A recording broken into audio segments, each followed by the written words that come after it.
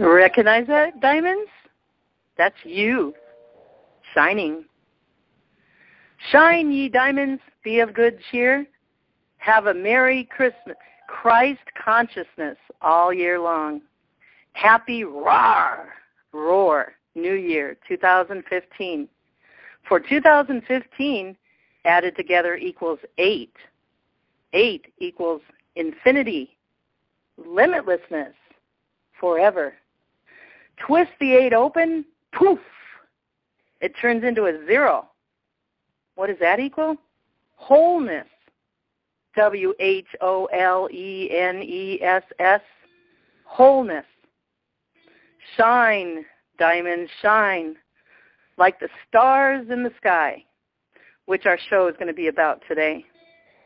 Welcome to the Diamonds Forever 3113 Upgraded. You are live in the upgrade. You are life in the upgrade today. For I said last week, Diamonds Forever 31 upgraded to Diamonds Forever 31 Roar, the lion taking dominion, and 13 Christ consciousness, the supernatural, natural being you are, Diamonds. So this is Elizabeth Diamond, and Lily will be along later in the show. We're going to have a great show today. Julian Wells and Ethan Shementi.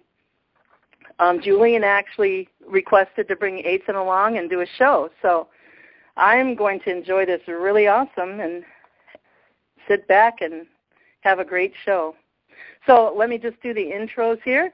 I just want to give a shout out and thank you to Joe, who's in Minnesota. He does a wonderful job uploading the YouTube, the Diamonds Calls to Elizabeth Diamond YouTube channel. Look for the one diamond. He's a master at it. Thank you, Joe. Especially if you haven't listened to last week's show, the Merry Christmas show, you'll get really happy and you'll be free. So be sure to listen to that. Even if you listen to it on the phone, if you can, go to the Elizabeth Diamond YouTube channel. And there's 2 of them there. Listen to the top one that says prayer across the picture, because that's an unedited one, and it has all the music in it, and he has live video in there, and it's beautiful. So be sure to honor him and go watch it, too, as you're listening. It's titled The Action of Who You Really Are, and you'll see the first one up there. It has prayer written across it. All right, so that'll upgrade you. Like I said, we're upgrading, and we're in the live upgrade right now. Spiritually, mentally, physically, emotionally upgrades, okay? pass it on and don't miss that one. And for those who don't have the internet, this call is designed so you can listen to it too anywhere you go over your phone. So you can dial the recorded line. That's 209-255-1099. That's a recorded line. And then you would put the PIN in 883267 #. That's 883267 #. And last week's show reference is 192 £. I did a couple private calls in between. So this show today is reference 195 £. Okay, the calls are also always blogged. I put the link on, and a couple days later the YouTube is up on the blog on all the calls, and that is Diamonds with an S Forever 31.blogspot.com, where I blog most every day news of who you really are, learning who you really are, and going beyond awakening. Also, there's a donate button up in the upper right-hand corner. You know, pay back energy in kind if you are so inclined. There's a lot of people calling and messaging me that they just found diamonds and they're really liking it, and that's great. And one lady messaged me. She said, wow, I didn't even hear of you before, and I just stumbled onto you and listened to it. And then she said she had an encounter, a supernatural, natural encounter, you guys.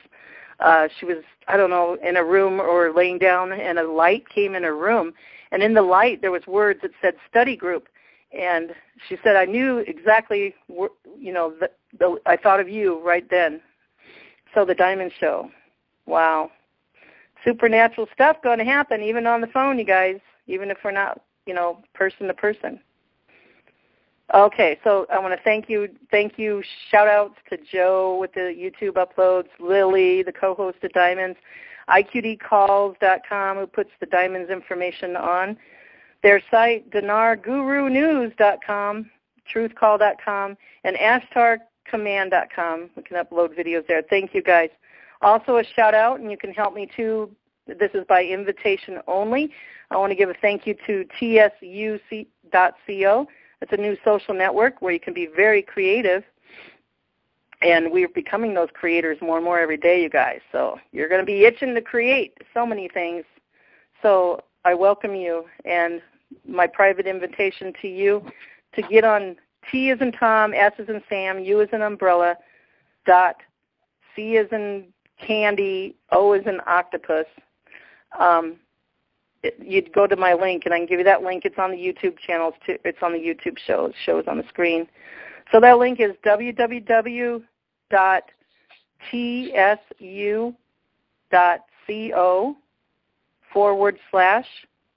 / a capital D and then regular letters, Diamond 31 / 2135854. So www.tsu.co / capital D, Diamond 31 / 2135854. Shout out, thank you to Facebook, and just want to let you know the next upcoming show is going to be special. We're grouping together. I wanted to join other people in it, and my friend Andrew Fisher, who I met in Florida a couple years ago. That was a beautiful trip. That's where I actually met Lily, too.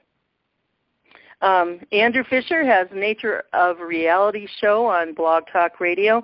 He will be simulcasting with me for this next week's show. It's going to be an awesome show with Peter Slattery, who's a starseed. I believe he lives in the UK, and he's calling in, by the way. He's going to do this show with us at 6 a.m. in the morning. What a wonderful man that is. Steve Bassett, you know, the Citizens Hearing UFO Disclosure, activist in Washington, D.C., and Tom Clearwater, one of the founders and funders of the Citizens Hearing with Steve Bassett work together, and he has some amazing stuff to bring. So look forward to that. That's going to be awesome.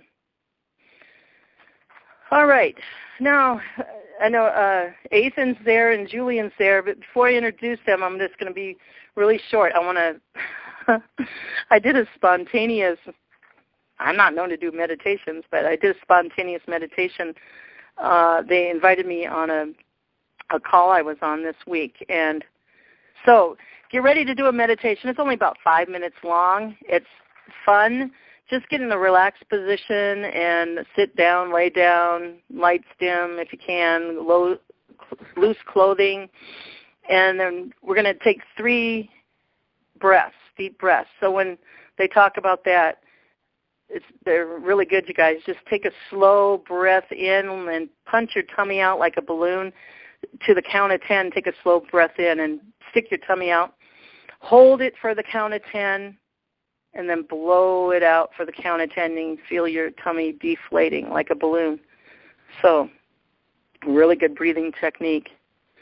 And then we'll go to Julian Athan. So, let me do that.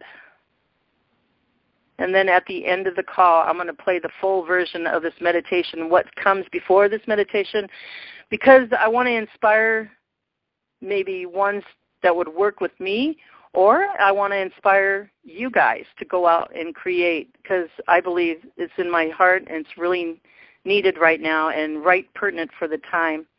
And I'll leave that surprise, anticipating at the end. You can listen to that. And we'll do the meditation again. It goes right in with the meditation. But we're going to just do the meditation here right now. So if you guys are ready, hold on 1 second.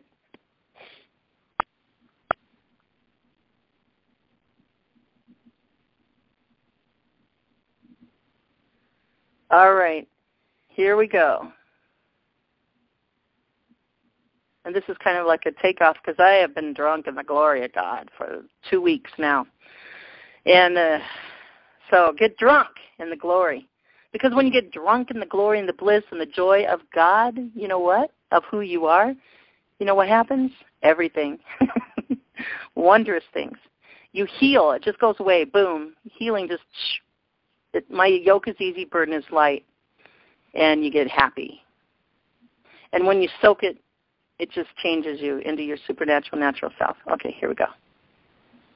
The glory of God. Very powerful, absolutely. Oh my God, and I'm shaking. You guys, I'm sorry, I'm really drunk. Woo! Oh, it's just powerful. I feel it here. Okay, I got to give it away. Ready? Oh yeah, have some glory. I had just been splattered with glory.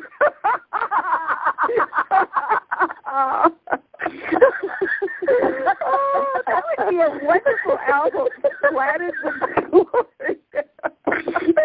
It would be so interesting. People would listen just to see, what on earth could this be about? That's music right there, right? Splattered with Glory.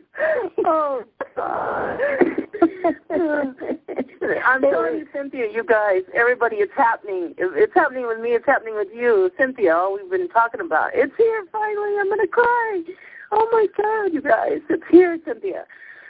And here's another thing, if you guys dare, maybe this is what's going on. I called those 360 angels in, oh, my God.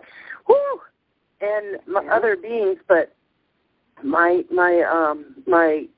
revelation a week or so ago was to call in all the 2015 energies to myself now. So I can be a change agent to the world while they're going through this too, to the ones that really need it. Somehow, just being. Whew, I'm telling you, when I called in the 2015 energies, all of them, woo, I felt it. I'm really shaking inside now. Shaking like a quake, you guys. Somebody talk. Well, I just want to thank you for sharing all this because I really needed to hear it, and I'm really grateful. Right. Period. I mean, you know, fans cheering in the audience here. I mean, I'm cheering you on, girl. Breath of fresh air. Yes. Well, you guys, you just said it, Marianne. It's just right there. It's right there. Everybody just close your eyes. Okay, let's all close our eyes, everybody. Everybody, close your eyes, okay? Now go ahead and be slow and guide us. Okay. Go ahead. Okay. All right. Thank you. Take a deep breath. Take a deep breath. You take a deep breath. We'll take a deep breath. Let's do 3 special breaths where we all breathe in for the count of 10, hold. You know the drill. Starting now, and then if you'll guide us. But let's all do the 3 breaths starting now.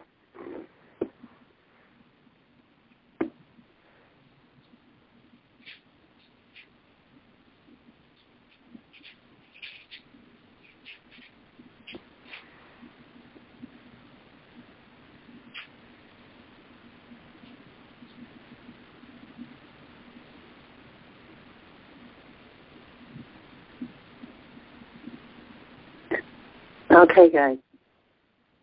First of all, this is the revelation for you. I just want to call in all the 360 angels that assigned at each degree around 360 degrees around the earth. I'll call in the divine flame of living love. I'll call in a spiritual court of equity of each of our ancestors, if you're willing, your ancestors. You can call in all of our multidimensional selves. And we call in all the glory, the glory beings from every dimension, and understood and not understood, known or unknown, that will help us in experiencing this and making it real and tangible for us. Thank you. Thank you, thank you.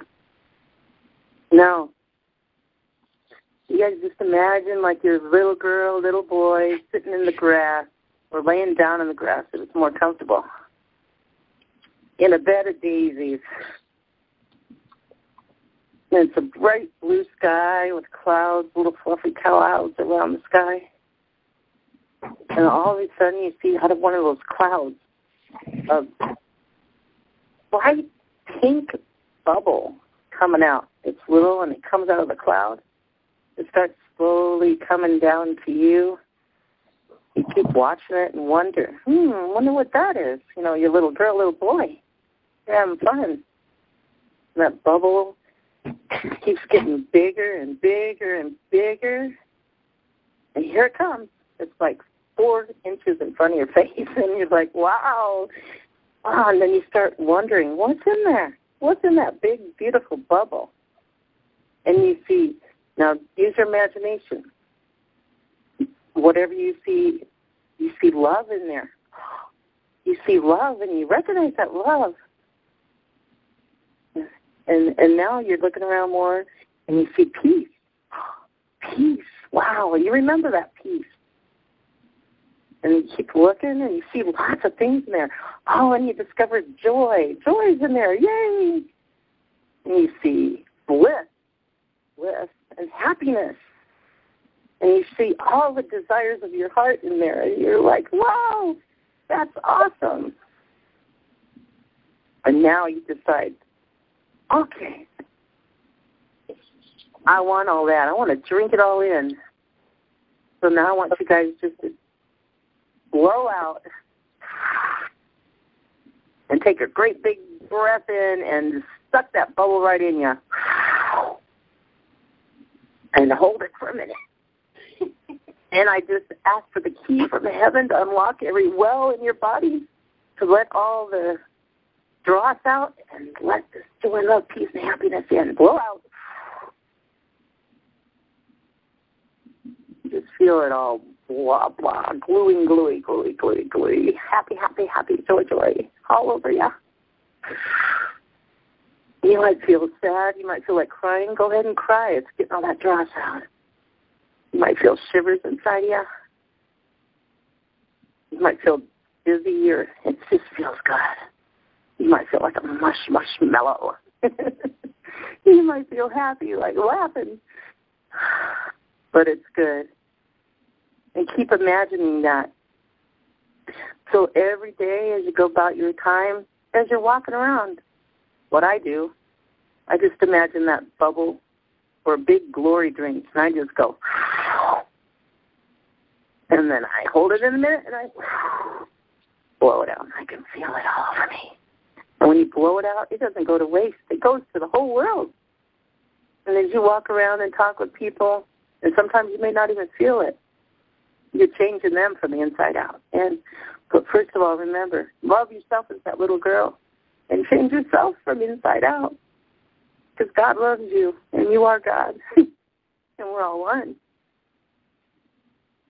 So keep that bubble close to you every day. You can imagine that bubble that you just to breathe in every day. Use your imagination. So now let's give 90 seconds to just let it flow on you.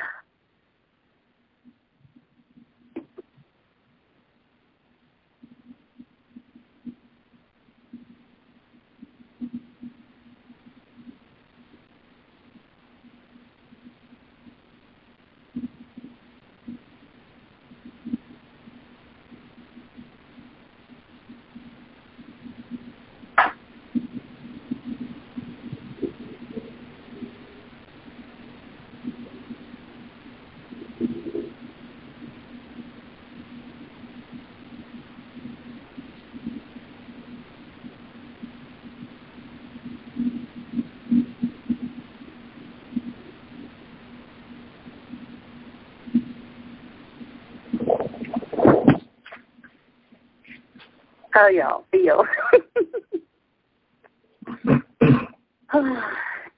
At the very least, you're relaxed. Wow. Elizabeth, thank you. What do you feel? I feel joy. I feel it all the way to the tip of my toes. And what's your sensations in your body? Anything you feel?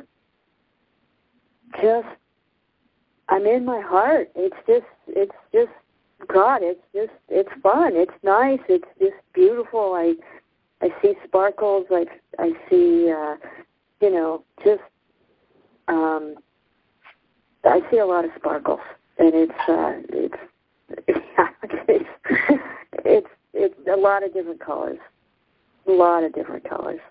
So, well, I tell you, that's the strongest drink you could ever have. That's right. And it's all you need. All you need is God. All you need is love. All you need is love. I am like shivering. Can you tell that? Oh, my goodness, you guys. Okay. Anyway, I appreciate any feedback, too. If there's anything today or tomorrow or whatever. Thank you. Thank you. That's who you are. That's who you are, though. It's not me. It's you. It's joyful. I mean, it's thank you. And we can use it at any time. We can call it upon. Yeah.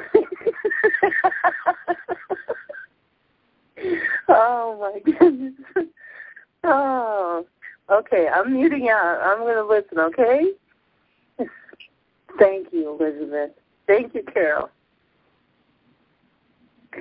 Thank you so much, Elizabeth. And we ask that this be done according to the highest good of all concerned in each and every moment, in each and every place, with each and every being, that it is transformed and transmuted to be absolutely the highest good of all concerned, no matter what, no matter where, no matter how, that this prayer of this glory drink be configured to adapt to the infinite diversity of creation in a way that's the highest good of all concerned, so that everything gets initiated into supreme happiness, into the splendor and the majesty of divine consciousness in their desires, in their thoughts, and in their emotions manifesting in their world. And so it is. We give thanks that this is done. So be it. So it is. Well, thank you. Beautiful. Wow. And I just want to say, when you feel it, you don't have to necessarily laugh. Sometimes people go into a trance. You feel really relaxed. I mean, I just did it a little bit ago, and it helped me meditate, and I just, connected into I just kept getting faxes from heaven. Ideas and stuff. So it helps you relax into, just into meditation. It just gives you peace if you had a hard day. Yeah, it's good.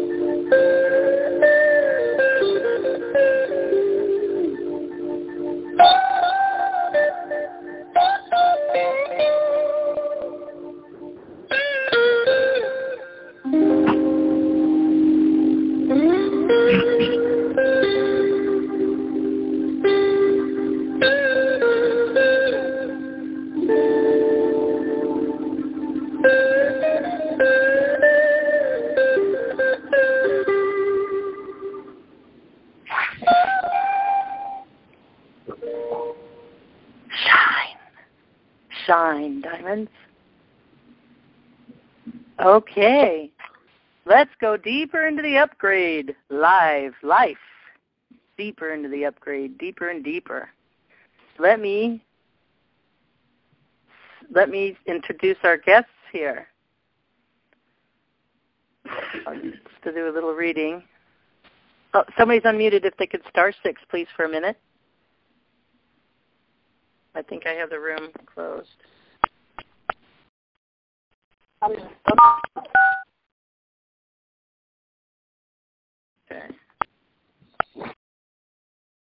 Okay, and the moderators, please just star 6 a minute. All right, so I'll just read what Julian wrote. I'll be on Elizabeth Diamond's Forever show again on January 3rd, talking with Ethan Chimenti, a sidereal astrologer, to learn about more. Okay, let me just skip over that for a minute. Ethan gives a brief description of what sidereal astrology is on his website. Ethan Chimenti, sidereal astrologer and YouTube host. He does daily, weekly, and monthly horoscopes as well as personal sessions. You can find him at masteringthezodiac.com or Mastering the Zodiac on YouTube. Mastering the Zodiac uses the actual positions of the stars and planets in the sky, also known as sidereal astrology. You may have noticed that almost everything on YouTube and the Internet uses Western tropical astrology. This is the most popular system in the westernized world, particularly the United States and Europe. However, it does not use the astrological map of the stars as they were during approximately 285 AD. Tropical astrology was intended to match the stars with the vernal equinox. However, the stars are slowly changing relative to the Earth, so there is currently a variance of 24 degrees between the two systems. Sidereal astrology has not yet received widespread popularity in the Western world. It has, however, always been used by Vedic astrologers in India and is the form of astrology which was also practiced by other ancient cultures such as the Egyptians, Persians, and Mayans. We feel this is the most accurate form of astrology because it is grounded in what you can actually see taking place in the sky. For example, if you download the Star Chart app for your smartphone, you can see that the signs used by the tropical system are different. For example, while tropical astrology might say that Jupiter is in Leo, if you look to the sky, you would see that Jupiter is in fact in the constellation Cancer. Hey, that's me. We believe in maintaining the link between ourselves and the natural world by viewing the stars as they truly are. So here we are, showtime. Diamonds Forever 1331 upgraded and going deeper into the upgrade. So let me just check to see if Julian, oh, and we have Julian. Let me introduce Julian too. Julian Wells, he's a reality programmer, you guys.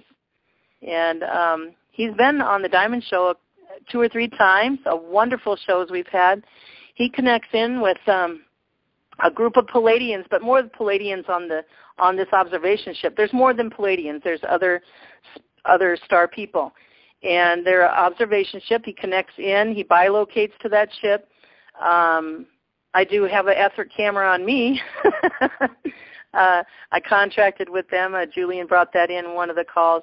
And you can contract with them, and they follow me all over the place. And you can put restrictions, like if you don't want them to watch in the bathroom, whatever. But I just said, whatever, go for it, guys. Anyway, I remember that once in a while, and I just laugh. I said, oh, my God. They're probably laughing and up there and having fun. But anyway, that's kind of the life I live. Anyway, so Julian also connects, and I'm sure by now, with other star people.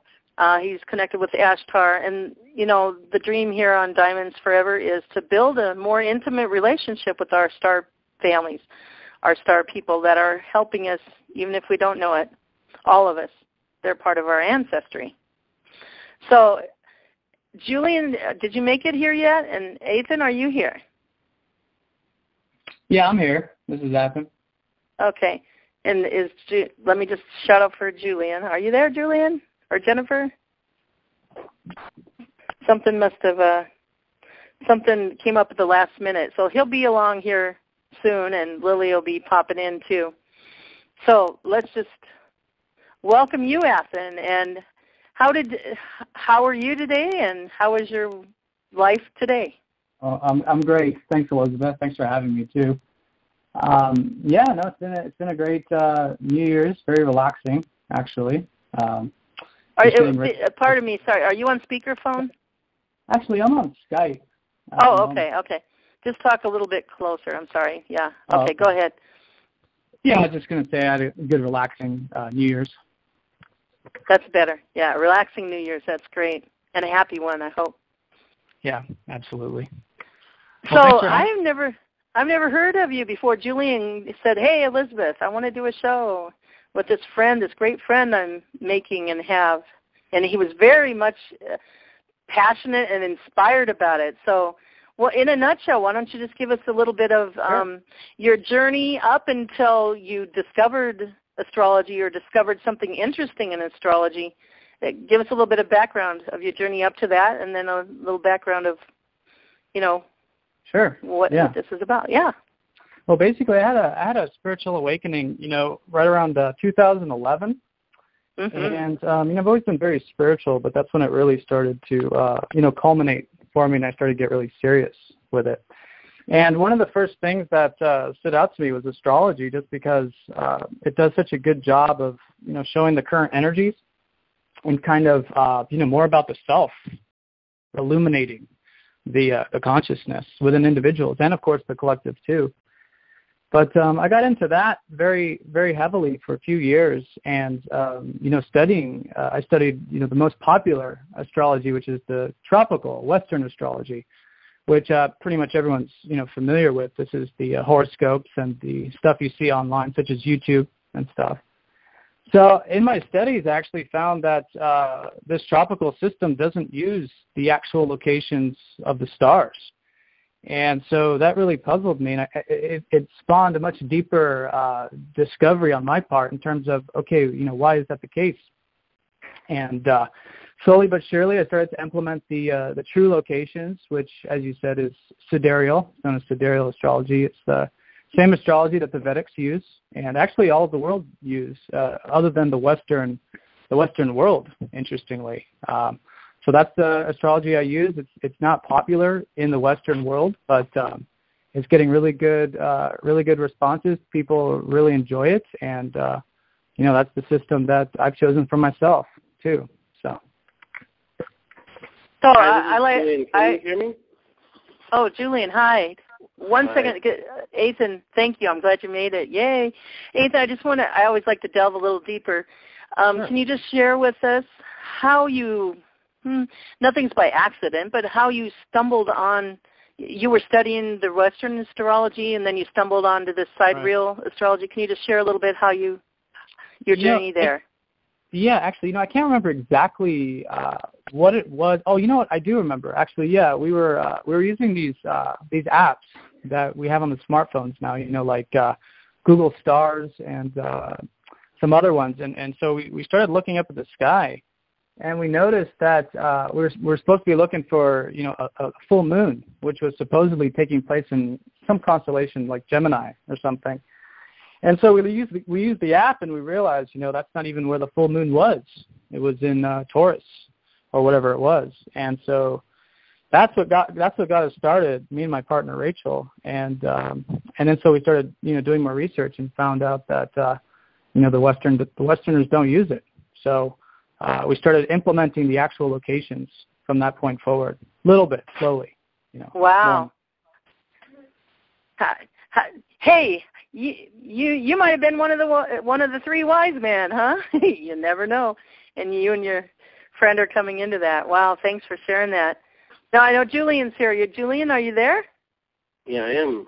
Thank you. Okay, welcome, Julian. I wanted I introduced you a little bit. I want you to just give just a small introduction of you, and then the Palladians, and I don't know how you want to do that. Work that in or after your questions with Ethan. But as far as we got with Ethan is his background, how he awakened, and how he came into the astrology, and you heard the rest. So I'm going to turn it over to you two. Julian, you just shine with the diamond sign, and Ethan, you shine back to him, okay? Sounds great. Thank you, Elizabeth. And then I may interject a few times, but go for it, guys. Sure. Well, for those who don't know me, I've been on several radio shows for a little over a year, sharing with those that are kind of going through the awakening process and getting to understand all the different kinds of illusions we've come to face, such as, what people might call the Illuminati or Cabal. Not that I'm very involved in taking a look at that, but there's been lots of abstractions, and that has led to make it sort of confusing to try to understand what's really going on with the world and where our place is in it, and exactly what the awakening is about. And through astrology, I've found that there's a lot of detail given to the study of astrology, and a lot of information that's pretty straightforward with regards to being able to understand oneself. And I always was very interested in astrology, but for some reason I couldn't really get all into it. For some reason there was anomalies. It basically appeared too confusing because there's things that didn't line up. There's things that didn't quite work. It was almost like it was entirely subjective, and whatever you want to say is whatever's going to work, and if you really trust it, then it's going to work. If you don't trust it, then it's just going to, blow up in your face whenever you try. But the information about sidereal astrology coming up really opened up, and things started to make sense when operating from that perspective. Operating from that place. I always heard that Vedic astrology was much better and more accurate, but I didn't really have an access to that. And also looking at the world of astrology being, pretty confusing for newbies like myself, it became something just too overwhelming. And so I came across Athens and his work, and basically grew a very big smile on my face because what he was talking about and the level that he spoke to his readings. He has a YouTube channel, and he does regular readings about the days and the weeks. And it actually led me to actually gain more confidence with my own subtle intuitions and information that I was getting with regards to the times and the energies surrounding myself and others in the local region of time, such as weeks and months and whatnot. So, in fact, he stood out as a strong confirmation. And this is kind of, it's not exactly a first, but it became even more intense and more clear, which is a really big thing that I'm into, which is making the subtle things that are going on, maybe the invisible things going on, become more clear. It helps us, move on our path of discovering and learning more clarity about ourselves in the big picture of things, and, helps us obviously through our awakening process. What some people call ascension, which is not actually an end point at all. It's just a continual progression of gaining more and more grounded insight that you can work with. And so, I'm really excited to have Athan here. Basically, I have a good number of questions for him with regards to all things sidereal and a couple things, just astrological in general. And I have until about the 2-hour mark with the show. So I know that Elizabeth was interested in me bringing the Pleiadians forward. I don't exactly channel, but I guess I kind of do channel, but to speak with them. So it's about 11:45 for me now. We go for about an hour, and then we can basically sum up around an hour from now, and I can talk with the Pleiadians for about 10-15 minutes or so. Does that sound good? Yeah, sounds great. All right. And let me just interject really quick. Athan, and somewhere after that hour, I don't know, is it possible to do like a little mini reading so we can give a sample out, like to me or whatever? And do you need anything from me so I can give it to you now? Actually, your birth information, if you'd like to do a little birth chart reading. Okay. Or if someone wants to volunteer, call in, I can do that too. Okay, well, just do it to me, I guess. Okay. It's 7263. 7263. Okay, what time? Oh, like 3:30 p.m. Around 3:30. Yeah. PM? Okay, location? Iowa. I'm an Iowegian. Well, where is it? I'm sorry. Oh, Denison, Iowa. Denison. Okay. Yeah. Okay. Cool. I'll pull up your chart in the meantime. Sounds good. Okay. Go forward. Thank you, guys. Thank you. Okay. So I'm gonna walk a little bit around the edges of sidereal understanding to begin with, because the things that obviously people are going to ask is why is this tropical astrology so popular when more accurate astrology should just be apparent to people, that the sidereal is actually more accurate? And why aren't people, gluing themselves to the more accurate information versus the tropical way of reading your charts? Well, tropical is not completely ungrounded in the sense that it is pretty accurate. Actually, it's just more of a question of what it's accurate for. From what I've found, Western and the tropical system is really good for your more physical self. And I think that might be why you've identified more with the sidereal, and why I do personally as well, is because it's what you might consider more energetic, or your higher self, or your true self, because it's based on the now position of the stars, what's actually taking place in the sky. Tropical is based on the seasons, so it's actually adjusted. So it's off by about 24 degrees right now at the moment. What does 24 degrees mean? Is that 24 days or? if you consider 360 degrees for the zodiac, so it's almost a full sign away at the moment. Okay. So yeah, around 26 days or 30 days or something like that. In terms of the seasonal equinox, right? But it changes all of your planets by 24 degrees as well. So even a slow planet like Neptune, for instance, would be in a more than likely a completely different sign in the two systems. You see. But planets that move very quickly, there's a chance that it's not that you might actually have it in the correct spot depending on what year you're born in, right? No, it actually just depends on where it is in the chart. So basically, if any planet is 24 degrees or more in your tropical western chart, then that'll be the same in both systems. However, if it's 24 degrees or less, then they'll be different. So it's not based so much on the speed of the planet. It's not based on the speed of the planet at all, actually. It's based on the degrees of where it was located when you were born.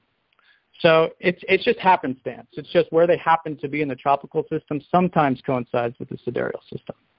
Okay, so as a result, you're saying that most people in the Western world have been looking at their charts in referring to a more physical side experience with the information. What does that mean? I mean, I would assume if it's off, everything's wrong, right? It's more of what you would call your egoic experience. It's just basically the lens that you're seeing it through. You know, and that's just ego. You know, that could be healthy ego too. It's just your physical body and your mind.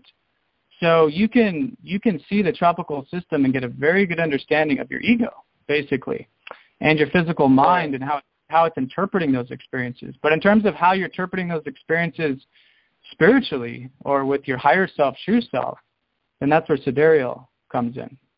Okay, so when we talk about the mind, just to clarify, this is the part that is much more, has a lot more limitations and preferential associations to it. I mean, if you want to look at ego, you can just look at Hollywood, right? People are acting.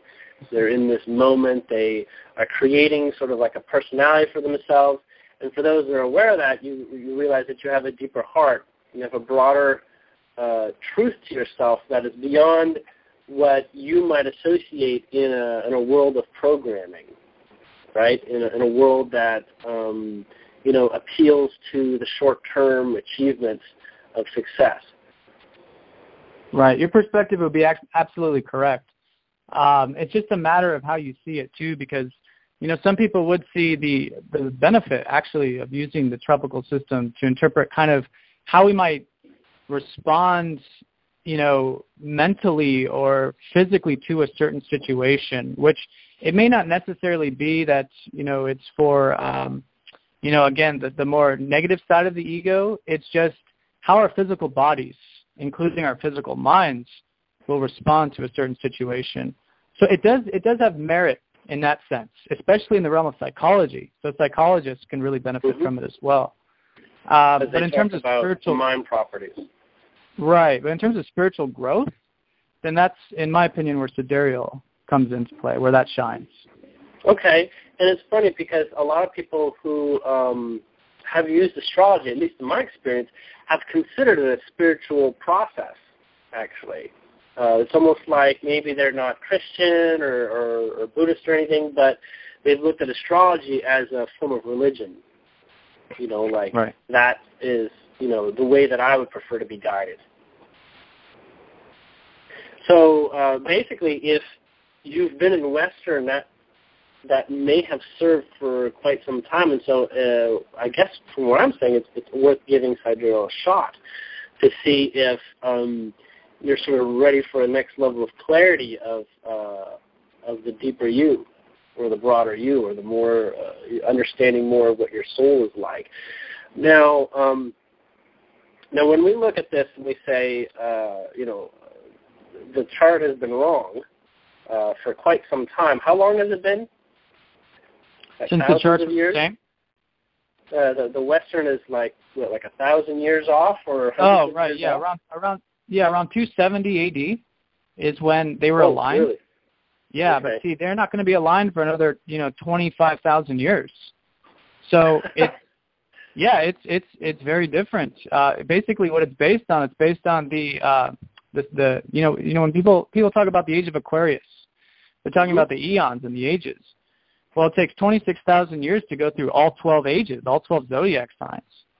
So that's what this is what we're talking about here. We're talking about the ecliptic and how long it takes for this whole zodiacal all these ages to go around this 26,000 year cycle.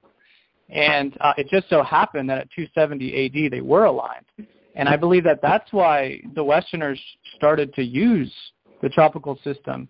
One of the main reasons. And for that reason, that's when astrology was invented in the Western world, or Western perspective.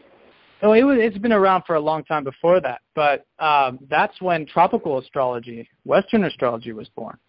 Because you've got Ptolemy, who is who basically gave birth to the system in at least the academic world. And so at the time it had merit because, it was very similar, maybe off by 1 degree at most. But now it's becoming increasingly more different. And so now, 2,000 years later, we're at 24 degrees difference, you see. So as the years approach, in the next few hundred years, it's going to be a full sign away, and it's going to increase from there, you see. So. Okay. So the other question I have is, how is it possible that with the readings were not accurate? Like, why would they be inaccurate? I mean, is it like some planets are actually moving faster than others or something? Maybe we have the velocities incorrect or something like that? No, it's just that the Westerners, they adjust the chart completely. They basically take the position of the stars now, the planets where they're at in the sky, and then they change it by 24 degrees. So it's not even based on looking at the stars. It's simply based on an adjusted system. So the reason why they do that is they believe that, it's better to adjust the planets for the seasons so that every spring equinox, it's 0 degrees Aries.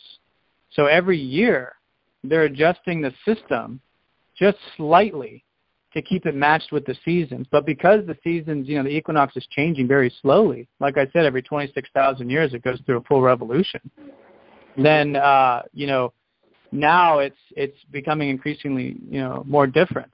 But, since then, since 270, they've been just keep adjusting it to the spring equinox, and that's why it's so different. But no, it's not based on the actual stars at all. It's based on a completely made-up system, really. Based on this. Any astrologer worth his mettle that can look at the stars, at the planets, actually, and basically look at the star systems. So basically, when anybody who takes the time to even use a telescope and compare the information to what's being presented in astrological circles that are talking about, what your zodiac information is, are going to find out that it's incorrect. And so that sort of points, if I may, to what seems like some kind of strange, for going into the conspiracy world, it's like a big cover-up. Why hasn't anybody consciously said that it's off? If most astrology, Western astrology, is literally saying, this is in your sign, when something may not actually be in your sign, and you can just look up and see that it isn't. I mean, right, exactly. Yeah. So we're looking at maybe something that could be a conspiracy, and we don't have to speculate. There's plenty of reasons why we can assume that there'd be people that wouldn't want us to know, but we're looking also at how many people, like a NASA, for instance, must simply know that astrology is off, or maybe they just dismiss astrological readings altogether because they just say that everyone's bonkers, to even believe in something that's actually inaccurate anyways. Yeah, the scientific community definitely does disregard astrology completely. But in terms of, why the true information is hidden, you could definitely go down that rabbit hole. And if you look at the times when that started to be propagated, it was during the Dark Ages, at the same time that a lot of the, Western religious ideas, collective ideas, not so much specifically what the powerful few were studying, but what they propagated for society and what they passed down and told society what to adopt. Yeah, so there is a lot of correlations there for sure. Okay. Now, you're one of the few YouTube channels, really the only YouTube channel that I'm come across that does sidereal readings. Is that the case, or are there others that are on a similar path as you that you're aware of? The Vedics. They're still very active online. But what's interesting, actually, is that most of the Vedic astrologers that do horoscopes, they've adopted the tropical system. And my guess is the reason. Yeah, my guess is the reason is that they're appealing. They're appealing to the masses. You see, no one seems to have the courage and confidence to do something different. Everyone is basically like, okay, if you're a Leo and you go watch a Leo horoscope, well, you're going to be very disappointed when you find out that you're not a Leo anymore and you're actually a Cancer. And I get this daily on my channel is, people who find out they're not what they think they are. And I lose a lot of viewers that I would otherwise have if I just use the tropical system, you see. And I'm very aware that I'm sure these other astrologers are, catering to the collective in terms of this tropical system. So you're talking about it's kind of like it's better business. It's like what? It's better business to work with the mass consciousness level of it. Exactly. Same. I see. Yeah, exactly. So you're not getting rich off this, I'm suspecting. Well, it's slowly building. That's the beauty of it, and this is how things change. It starts small, and then the ball starts to move, and it's gaining a tremendous amount of momentum. Actually, exponential. I'm noticing. So it's going to take a few sparks, but no, the fire is actually burning. It's actually starting to get pretty large at the moment. Okay.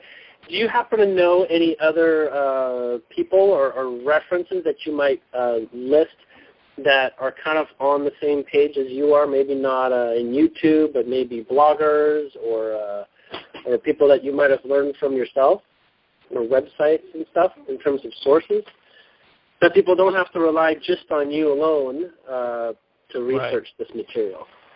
If you type in a Vedic horoscope, you'll get plenty of Vedic astrologers. Now, the Vedic system is different from the system I use because I'm a Western astrologer that uses the sidereal system. So I take the Western approach and I apply the actual positions, using the real position of the stars. The Vedics have their own system. It's completely different and unique. Now, I'm the only one I know of that does tropical Western. But if you did want a different perspective, I would recommend the Vedics because they're using the actual locations. Their system's a little bit different, but it's still just as accurate. And I'm gathering it's pretty easy to access for people that only speak English. Yeah, they do. Yeah, there's YouTube videos also. Very good. Yeah. Okay. Now, I'm getting that to do your chart, you're going to need a different kind of tool to do your chart. We got the information from Elizabeth earlier.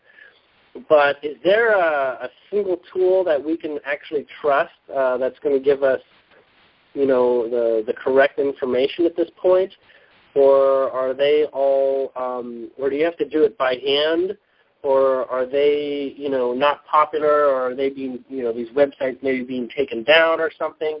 I mean, how can someone do their chart? What would you recommend? You basically want to use a sidereal birth chart calculator or a Vedic birth chart calculator. That's going to give you your birth chart in terms of the actual positions of the stars, more than likely. Or if you want to see what's taking place up, in the sky, it's as simple as going out and looking.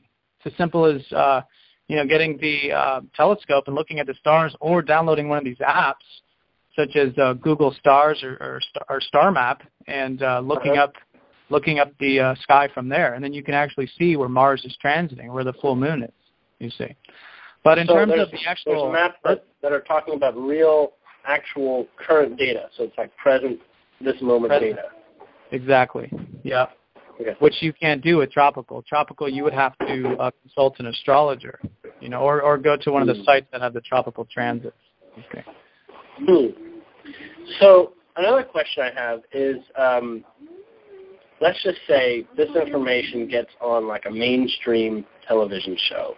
Like say Oprah starts talking about it, right? What's to prevent, all astrologers from feeling like utter crap for not really understanding their own trade? I mean, where is it that they have a leg to stand on and not feel threatened by sidereal astrology? Well, they still do. I mean, it is a common discussion amongst the astrological community, and the argument from the tropical standpoint is that it's based on the seasons, and that can go deep. That discussion can go deep in terms of its accuracy and what have you. But the leg they have to stand on is usually that they've been doing it for years, and it's been around for years, and at the end of the day, I think that's usually the argument where it leaves off. Although sidereal astrology has been around for thousands of years, the tropicalists, they say, I've been doing this for my whole life. I've been doing it since the past 1,000 years or so in the family, what have you, and it's worked, and it does work, like I said, to an extent. So they do have merit when they say this. Yeah. I see. But let's talk a little bit about for the people listening, what it is that we're talking about when we get more accurate. We mentioned that it's more accurate to your greater self, you can say the higher self, your soul or whatever. Let's talk a little bit about what it means to begin looking at yourself from information from that perspective. What's the value in, looking away more from what the ego or physical self is about, and what's the value of looking at the higher self more? I mean, what does that do for someone? I mean, I know, but I'd like to hear you share. Yeah. Basically, it aligns you with your true self, you see, because when you start to look at the astrology in terms of how you're having your experience from the higher perspective, then you're automatically just in that act of doing that. You're automatically in alignment with your higher self. So if you were to watch the astrology for your tropical sign, you would be looking at it and you'd be noticing the, synchronicities and similarities between what the astrology says and what you're experiencing, and you would see that, that there's a connection there. But the connection is with your physical self. So essentially by using the sidereal system, either in birth chart or in transit, you're aligning with your true conscious self merely by observing the events as they're unfolding in terms of how is your higher self experiencing them? What are the lessons being learned? What are the activation points? What are you enjoying in the process? And what I found is that, when you do it that way, obviously, because you're aligned with your higher self, there's a tremendous amount of freedom. There's a tremendous amount of expansion and enjoyment in that process. So it becomes very apparent right away when you start using sidereal astrology in that sense, versus maybe in the tropical system. It might just kind of boost your ego a little bit, or fortify some things you thought about yourself, in terms of, okay, yeah, this is who I am, and then feel good about it. Whereas sidereal is a little bit more, it can be deep too, and it can be transformative as the spiritual process is. But usually for those of us that are consciously aware, there is the transformational element, but it's mostly just, it's a breath of fresh air. It's been a breath of fresh air for me and those around me in terms of, wow, okay, this is freedom. This is my true self, and there's a good confirmation there. That's perfect. Where I come from, and from my experience, even though I've been, somewhat Eastern philosophical, religious in my whole life, or have access to it, meditation and whatnot, I've only come to truly discover that this ascension process, or this growth process that many are going through, as we're all looking around and realizing a lot of people are going through this, at this time, maybe only just introduced since, the concept of the end of the Mayan calendar, is that, in order to move past the possibilities or the concepts of like an apocalypse, the apocalypse is really just a great change from my perspective. This great change comes from really understanding more about yourself. Now, if anybody's, followed the law of attraction, or The Secret, you can basically get to understand that you attract reality. Now, you attract reality in many, many ways, through your ego and through your higher self. But what I've discovered is if you understand who you are from a broader perspective, and how your soul wishes to operate, and understanding even what a soul is or a higher being is, then you get to work with sort of like the bigger hands at play in your life experience. It's kind of like, people who are not familiar with a higher self, it's as if you're beginning to understand what really motivates you on a more cosmic level. Like people ask, what is life about? I mean, what is my purpose here? Why am I created? Why is there a God? And why am I, down here? What is, basically asking all the bigger questions of life. And it's as if the tropical system, Western system, talks about, well, yes, actually, day to day, you and your body, you're going through this, and your mind is thinking about these things, and it keeps you very mind-centered. But those who want to go beyond is like, yeah, sure, I do these things day in, day out. I've got a job. This is how my relationship is and all that, and this astrology sort of helps me with that. The people are asking, well, bigger than that, the way Buddha contemplated life, and understanding that there is a lot more to understand about how things come into being. Some people, they might just begin venturing the concept of what is luck, and why are these things we call synchronicities possible. They might even just start with what is deja vu, and what do my dreams mean, things like this. And those people are exploring in those directions and questioning what life really is, are going to get into the realm of information that is subtler to access. So this is, more about what your feelings are meaning. This is more about why things are happening to you in your life rather than what your physical body is doing that makes things happen in your life. And I think a lot of people have an astrology to try to understand why stuff is happening and what to do about it. And an attitude of, I want to improve my life, so I should look to the stars to try to understand. But it's not just stars, it's also the consciousness of the soul, the consciousness of the higher being that is like another player that we never really took the time to get to know. I liken the human body to the higher self as a broader wisdom than the body generally has access to with its five senses. And so when we talk about opening the pineal gland and things like meditation, it's beginning to communicate with the broader being that we are, which is like another person, even though it's not exactly a physical person. Similar to the higher self uses the body in kind of a marionette type of way, it offers, the body a lot of its own sovereignty to make decisions and, make errors. A lot. I don't want to say like the body is like the pet of the soul, but it's not that dissimilar in sort of like a perspective. So that the body and the ego mind, which is very involved with all the physical processes going on here, the details of day-to-day life, everything, that you work with in the five senses, they have, they function, they work, and they're predictable, and they're easy to manage. And so sometimes I think people don't look at the broader information because it just seems so esoteric. It just seems too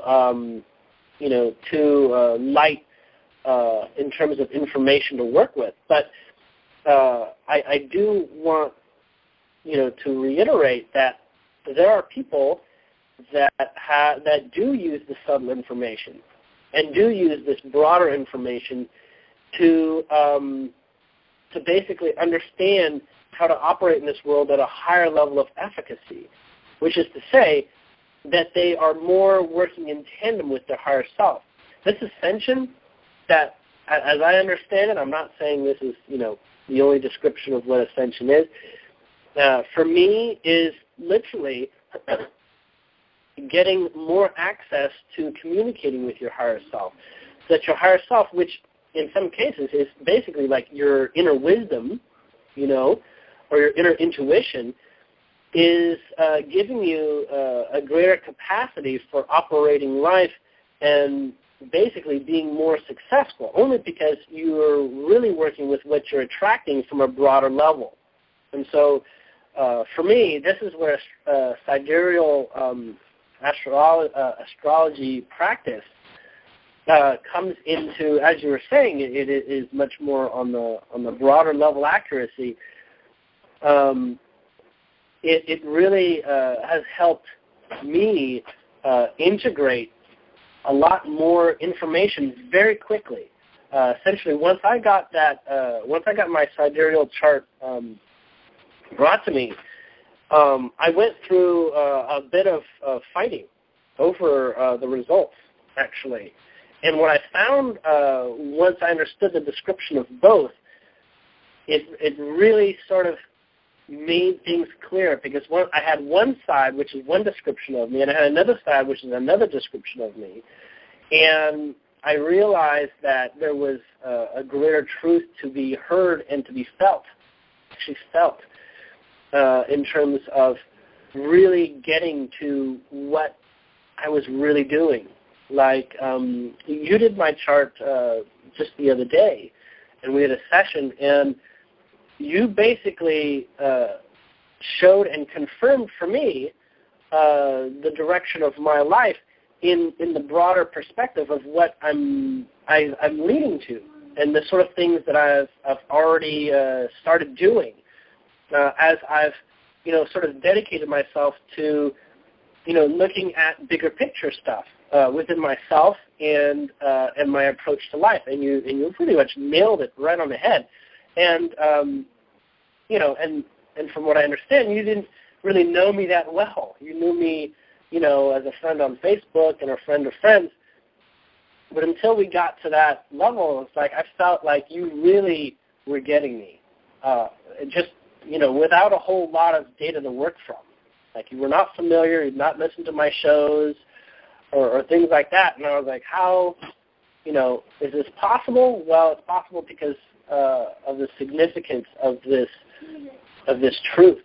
And so I want to thank you for bringing that, and of course for the session. And I feel like, for myself, I've attracted this information, at just the right time for myself. And that's probably the case for many listening, as the typical audience to this show tends to be very, very interested in getting to the deeper levels of life. So I want to thank you for that. I don't know if you had anything to say, but I did have additional questions. You did what? I'm sorry? I did have additional questions. I just wanted to see if, take a breath if you wanted to say something. No, I couldn't agree more with everything you just said. And the same exact experience you had, I've had with my own chart and my own experiences. And, that's what it does. Astrology is merely just a tool. And just like anything else, whether it's tarot cards or what have you, and it's just a tool for confirmation, confirming our inner guidance, and, we can always, just simply listen to our inner guidance, but it does help sometimes to have that confirmation from, some tool such as astrology, sidereal in particular, that lets us know that, we're on the right path and and everything's in alignment. Now, I forgot, you're actually quite proficient with the tarot readings.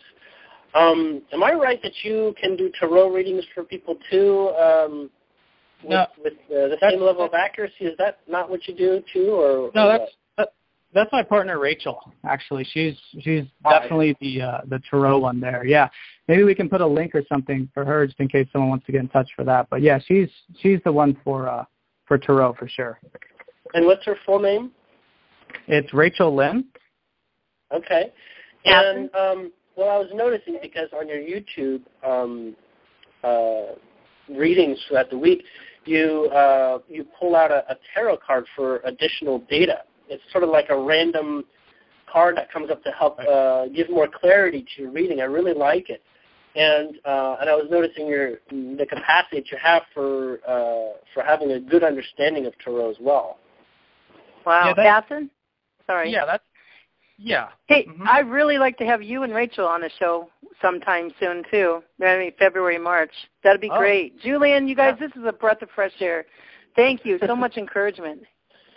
Go ahead. You're welcome. My honor. The oracle cards that I use, they're not the tarot. I'm not too familiar with the tarot.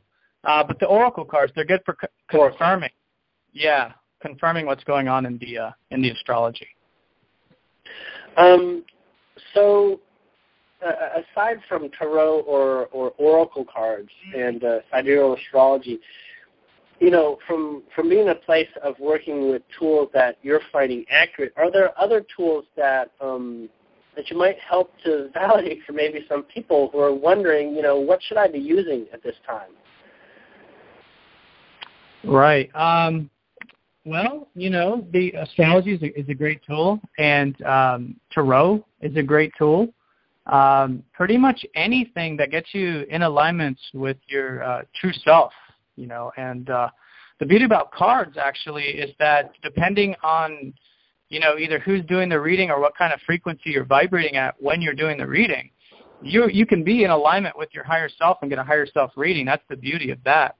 Astrology is more technical, so you have to kind of, consult someone who's in that sort of frequency, unless you're going to read your own chart, which you can always do too, but it is quite technical. I think that's the biggest difference between astrology and the other arts is astrology is pretty mathematical, pretty technical.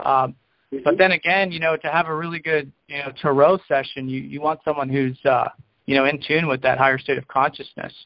But, part of it is the tool, and then part of it's definitely the person giving the reading, for sure. Mm-hmm. Now, as I do readings and do sessions with people myself, mine has been extremely operates on a lot of intuition and listening to my higher self and to listen to other people's higher selves. I find it easy to communicate with other people's higher selves and guides.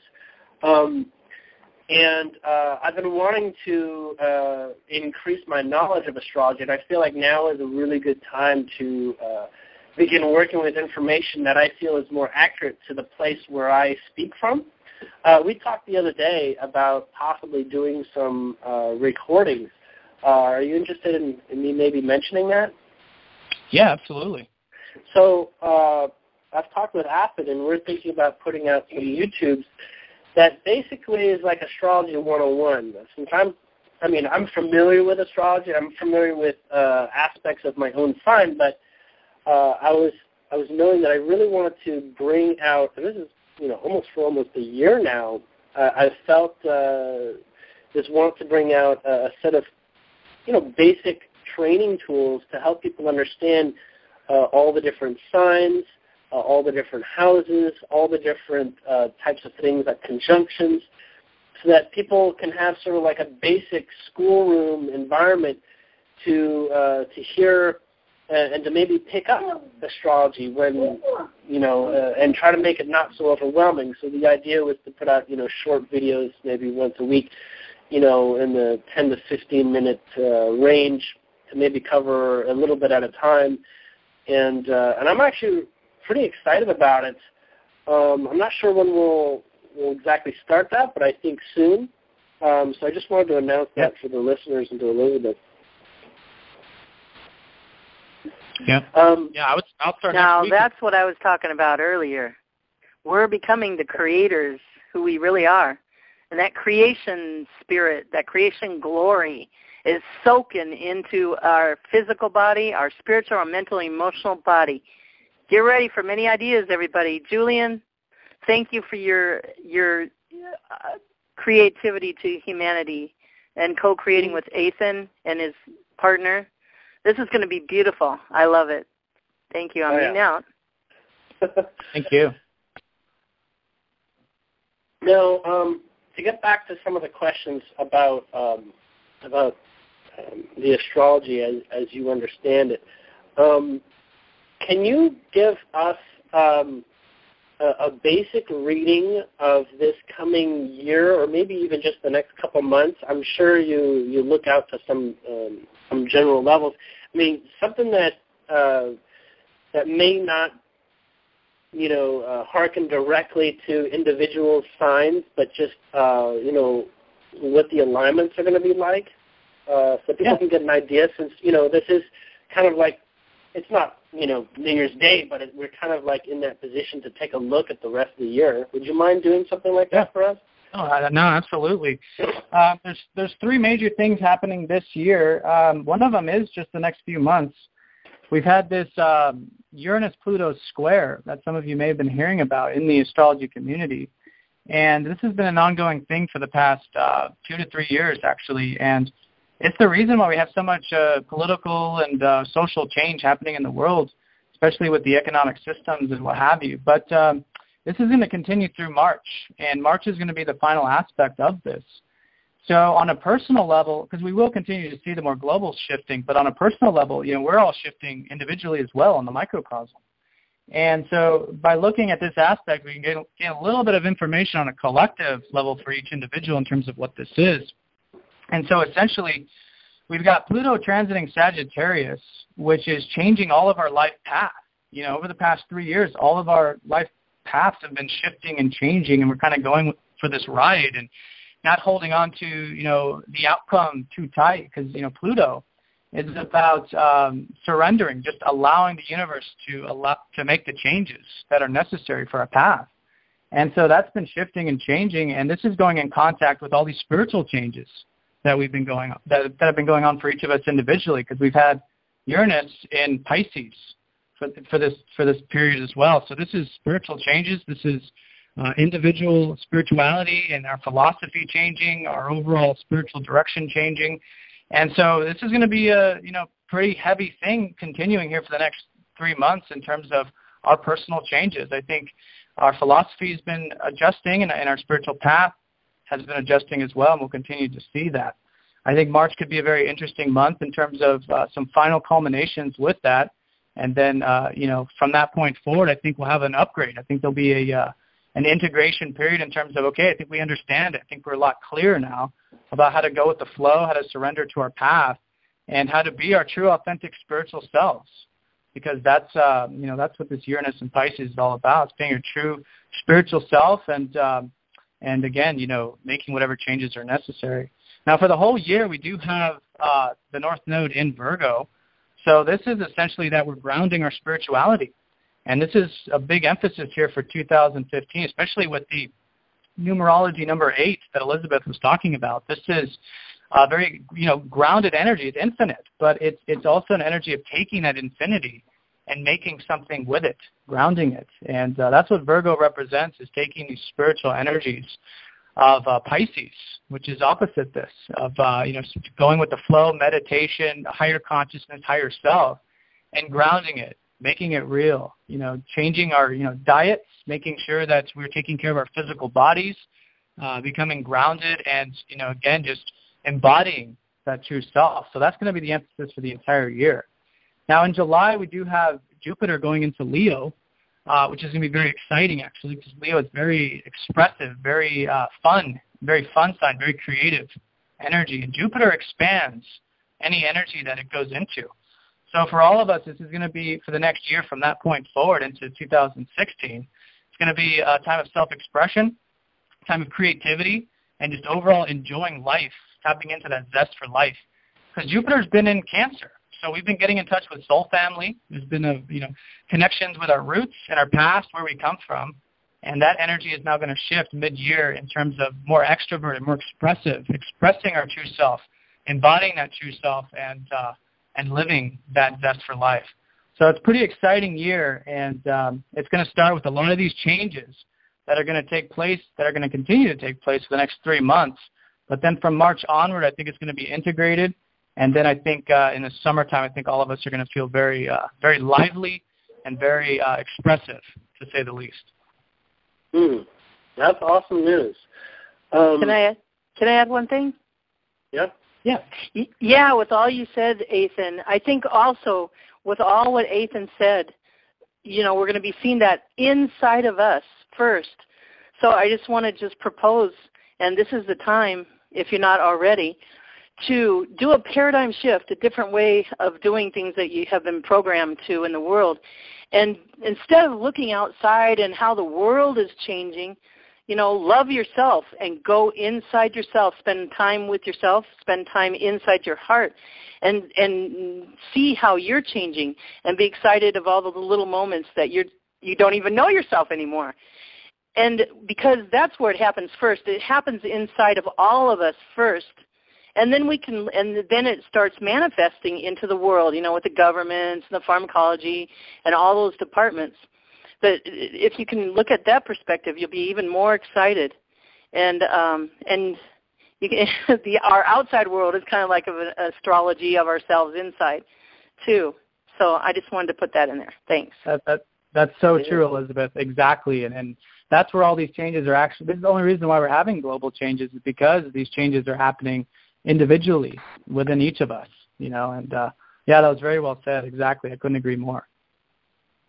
So from my perspective, I've come to understand more and more that each one of us is the center of like a galaxy of creation, like literally the middle point at which everything expands outwards. Now, previously my thoughts were in the direction of, well, things are happening to me, and I'm reacting to them, right?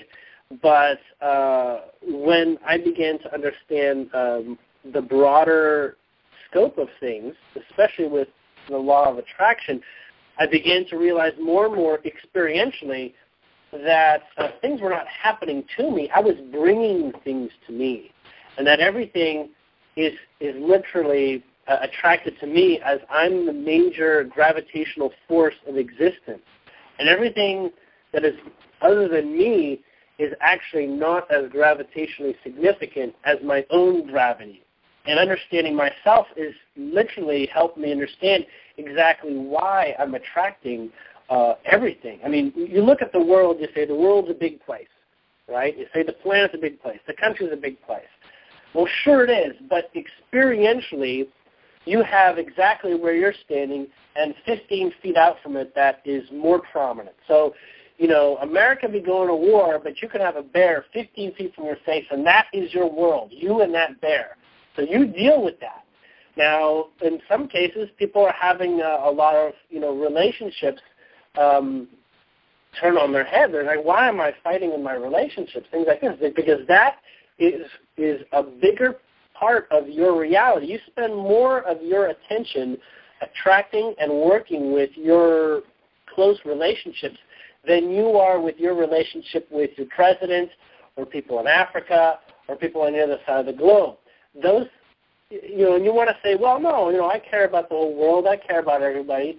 Well, that's true, but in functional relativity, there are things that you deal with that are closer to you than things that are less close to you. And that's just showing literally what you're attracting that is of a greater significance to you than otherwise. Now you can say, well, that makes me kind of a homebody because I don't go outside the house and I only care about my family.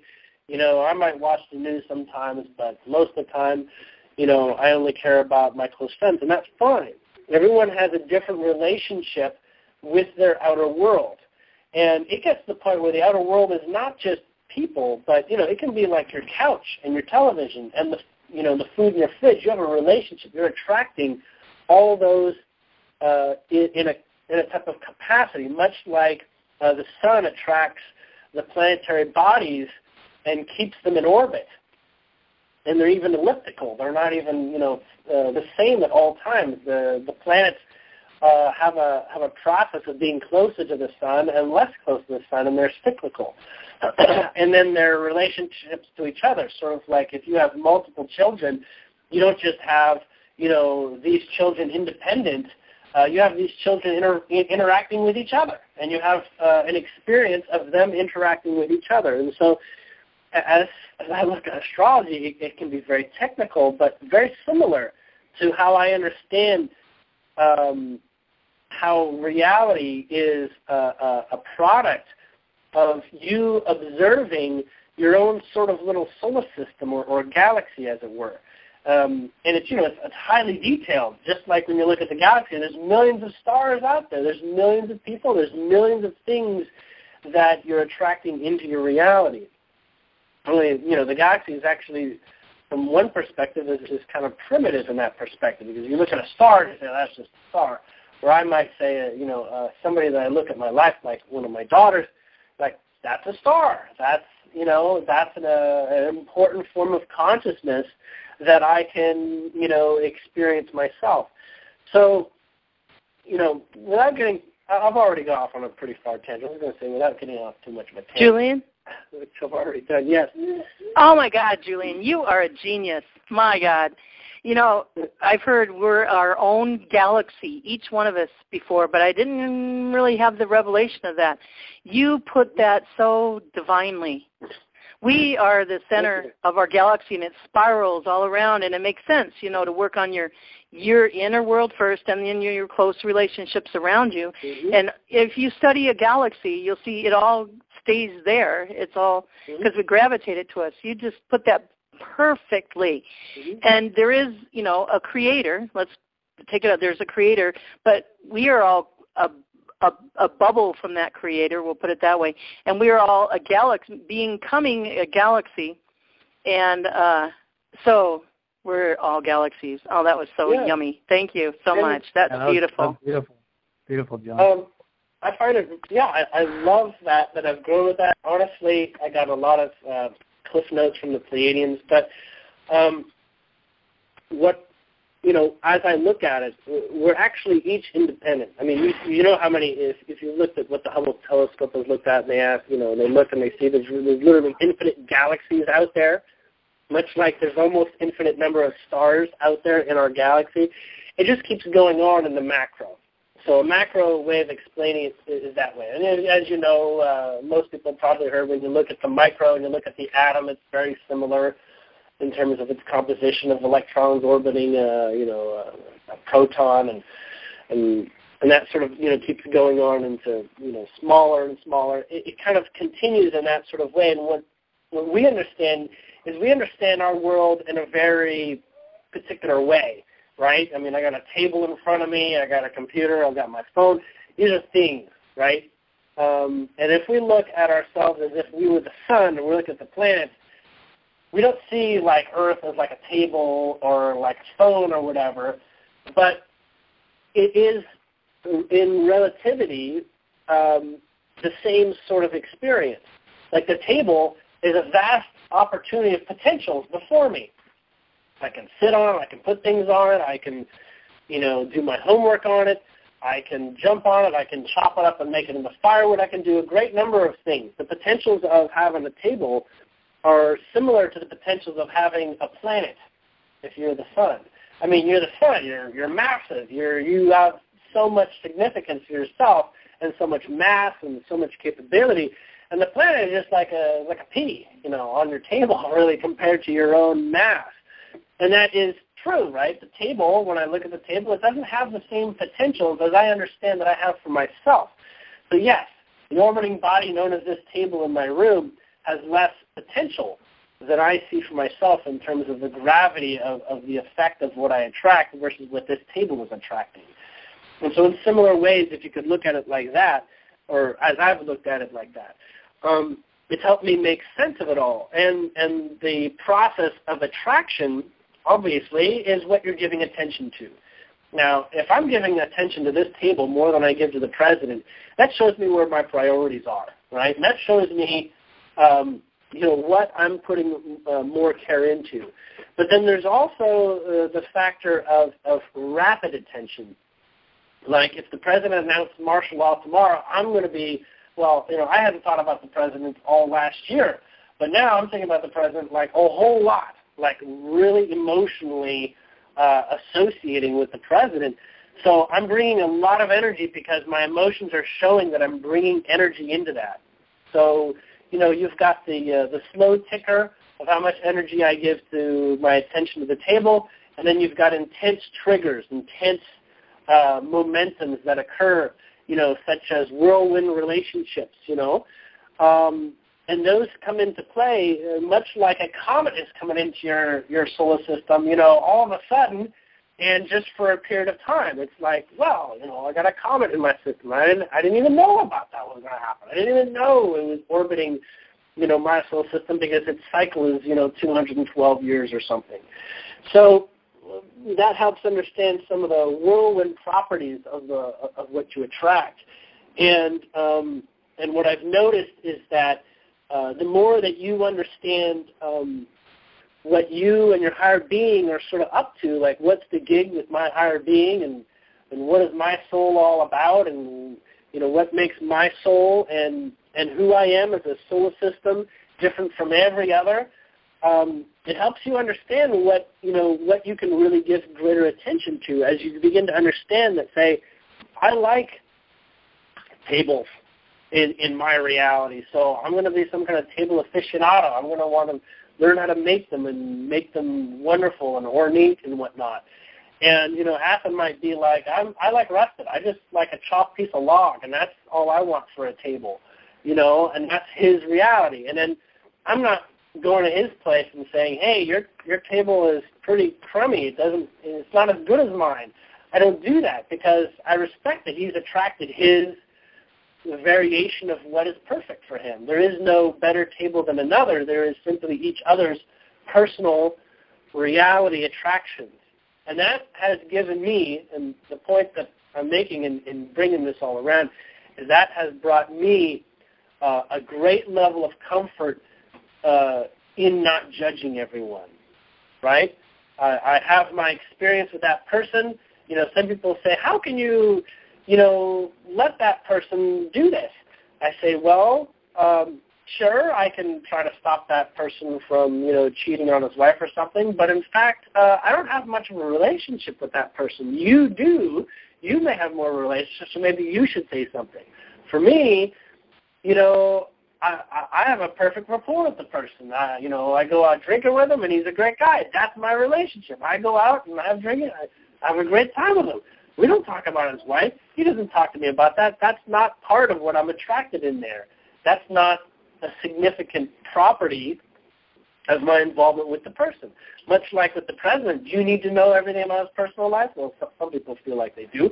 But at the same time, I don't care what he eats. I don't care if he's vegetarian or if he, gives his children shots. It doesn't matter to me. Those are irrelevant in the factor of what's close to me and what I'm attracting. Anyway, I realize I can rant forever. But I did have a couple more questions for Athen that I was hoping the audience would get to help understand his perspective. Athen, there is this last year, I was going to ask you a little bit why people have had, what were some of the themes of this last year? You talked about the themes of this coming year, but can you talk about helping people maybe clarify a little bit of what, why maybe some things have happened this last year with regards to the astrological side of things? Yeah, a lot of it does have to do with that Uranus-Pluto square that I talked about. Because, like I said, that's been an ongoing thing, and it spanned all of last year. So, like I said, there, the change. I think if everyone reflects, you'll see that there's changes going on to our past, and sometimes we get a little bit too attached to how we expect things to turn out, or how, our what you might call our, ego or physical body wants them to be. However, God and the universe and source and the greater abundance has a very specific plan, and this is the same plan that our higher self has. So this whole year has been a sort of transformation of realigning with our higher self in such a way that gets us more in alignment with these changes that we truly want. And I think as the changes happened last year, we started to notice that maybe we were resistant to them at first, but as the changes happened, then we started to realize, you know what? This is actually what I truly wanted. And so this is going to, like I said, continue to be the theme, for this first few months. But I would say that was probably the largest thing last year, along with, like I was saying, with Soul Family. I think a lot of Soul Family were reunited, whether it's romantic, friendships, what have you. Lots of that reuniting from past life, and lots of opportunities and abundance there. So it was a transformative year, and I think that it's all for this transformation that's leading into this year, which is, like I said, going to be much more about taking what we've learned about this connection we have with our higher self and grounding it, into reality, and, making these things that we truly want deep down inside, or, with our higher self, making those things into a reality in 2015. So it's very cyclical. Last year's, merge is definitely merging into this year, but in terms of the overall year, that's how it sort of separates those 2 years very distinctly. Very cool. Another question that I had was, when you do a reading with someone, what sort of things are you going to touch on so that people can get an idea of what sort of comes forward in those things? Sure. The first thing I look at is your life path, because without knowing the direction, then the astrology doesn't do us any good. So the first thing is to look at the life path, and usually I like to spend a good chunk of time, probably the first 20 minutes, maybe more depending on the individual, in terms of what they truly want, what this truth is that they truly want to experience in this life. And, that sounds like it might be common sense, but a lot of my clients oftentimes, there's always a push and pull, because what I look at for this is what's called the North Node. And it's your overall life purpose. But where you have a North Node, you also have a South Node, which is where you're comfortable and where you have, want to kind of retreat into, because that's where you've been in past life. So you've become comfortable in there. But, this life is about growth. So it's about moving into that path, which is about growth and expansion, and then being very clear in terms of what that is. And then from that point forward, I look at the other aspects of the birth chart in terms of the overall life experiences that they're here to experience and enjoy, and then specifically the transits for the upcoming year in terms of what kind of activations and what kind of year it's going to be in order for them to, again, ground that path and make it a reality. Oh, pretty cool. I did have some... I'm asking questions about a little bit what your sessions are like. Do you offer things like relationship advice, or if people have relationship issues, do you have ways to help people enlighten perhaps some of the confusion, as oftentimes relationships are some of the most intense experiences that we have here? Yeah, absolutely. Yeah, it's called synastry in the astrology community, and I can look at synastry between two individuals, and it's not so much about their compatibility as much as it's about illuminating who each of them are and what the relationship can provide and where they can come together.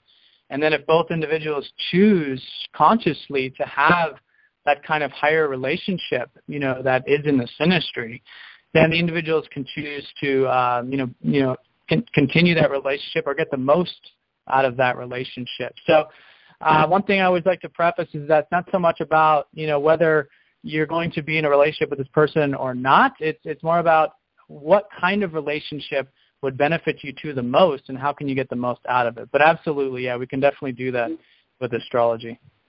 Yeah, I've always looked at relationships as as functional mirrors of what you can do to help work on yourself. Almost like, not to negate when relationships are tough, because that is often something, that you want to work on, or that, you have an opportunity to work on with someone that you perhaps trust on many levels more than a stranger, to work with. So it's almost like a form of partnership for growth, I find. And one of the things that the Pleiadians have let me know not too long ago, about 2 years ago, was that they move. Their relationships are sometimes lifelong, and sometimes during a phase in their life they go through lots of relationships. And I want to understand a little bit more about that. But basically, they said that relationships are simply opportunities. There's no what some people understand in a Western marriage as a forceful intent for you to become like the same person, like you all, that you both must agree on everything. In fact, they think that is one of the things that does a great harm for relationships, is that you must, begin to mimic and be like each other, like the eventuality of a good relationship in Western culture is that you both, find a way to just bear it out over time. And they feel that there's, a lot of opportunities lost in that. Speaking of Pleiadians, I think I'd like to wrap up a little bit of my conversation with Athen just by saying the Pleiadians have been, as they are in the back of my head, they sort of, it's a little bit like having an entourage, if that's possible. And oftentimes when you've been talking and when Elizabeth talked, they sort of like get out of their chair and clap or even sometimes sort of cheer. And I just want to, it's hard for me to express when that occurs because it's like, it motivates me to feel really good and gets me excited about what's being shared. But I just want to relay that they have been following this. At least this is not all Pleiadians, by the way. This is just the Pleiadians that I'm close with. That tend to hang out with me. And they wanted to share that everything that's been shared today has been really spot on for them, and they're really excited about the potential of this information reaching people and actually, getting soaked in to help people understand life and explore themselves more. So that's just what they wanted to share. And they want to say they love you, Athen. They love you, Elizabeth. They love Rachel, too. They've gotten to know Rachel vicariously, not through this show, but through my relationship with Crystal, otherwise known as Jennifer, and through Athen and others. So they're doing a little shout-out.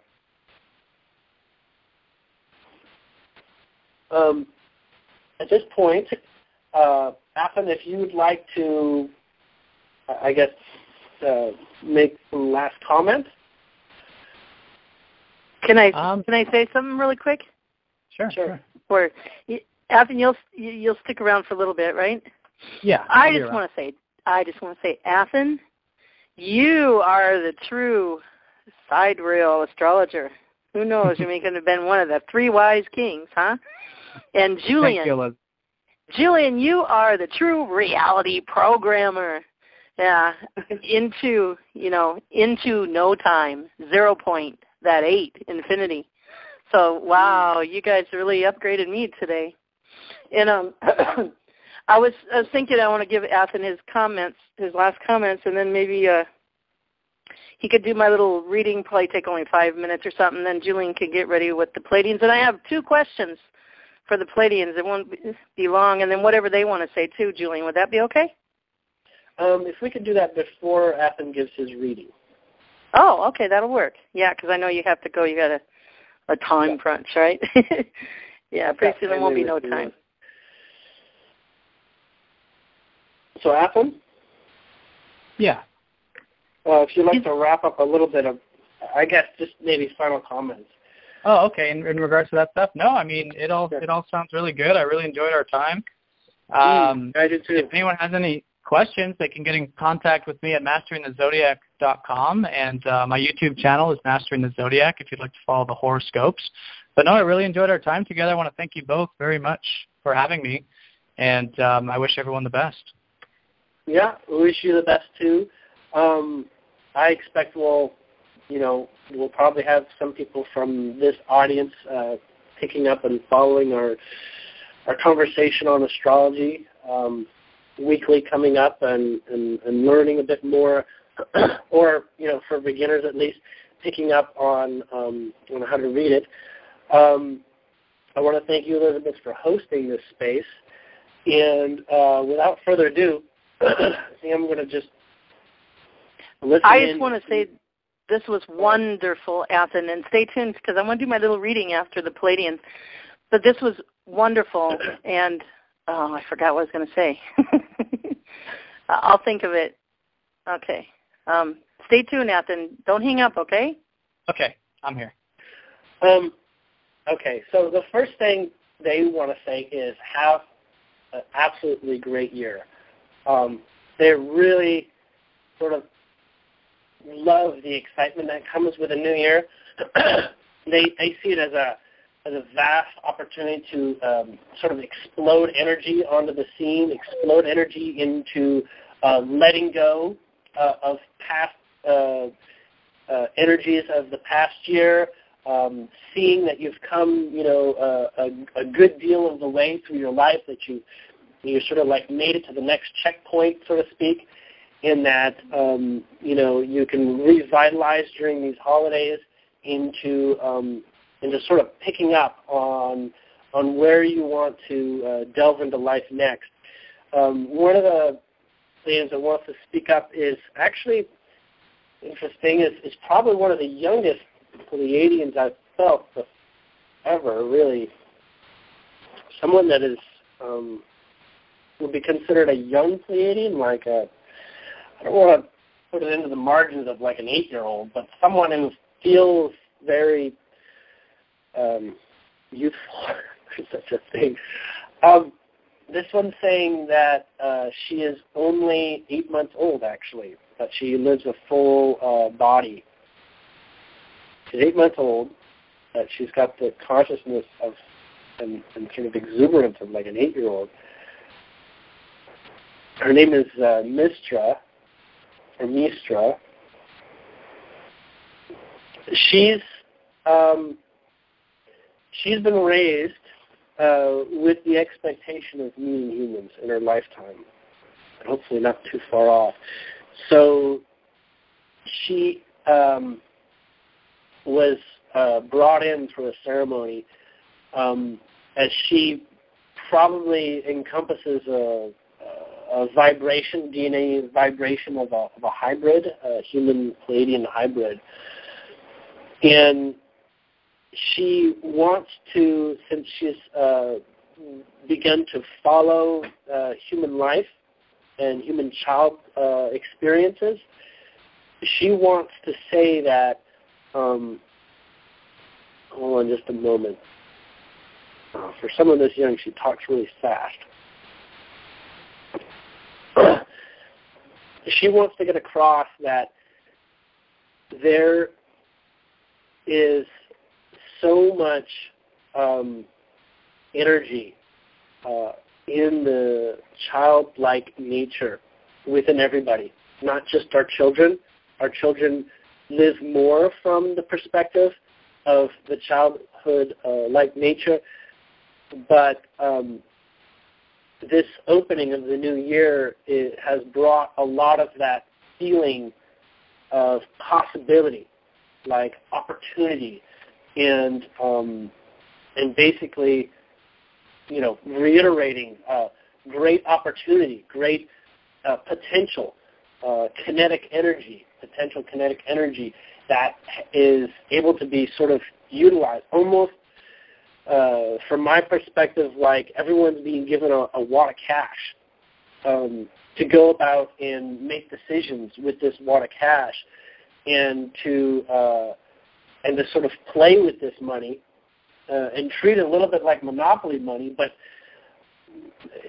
so that we don't take it in the level of too serious.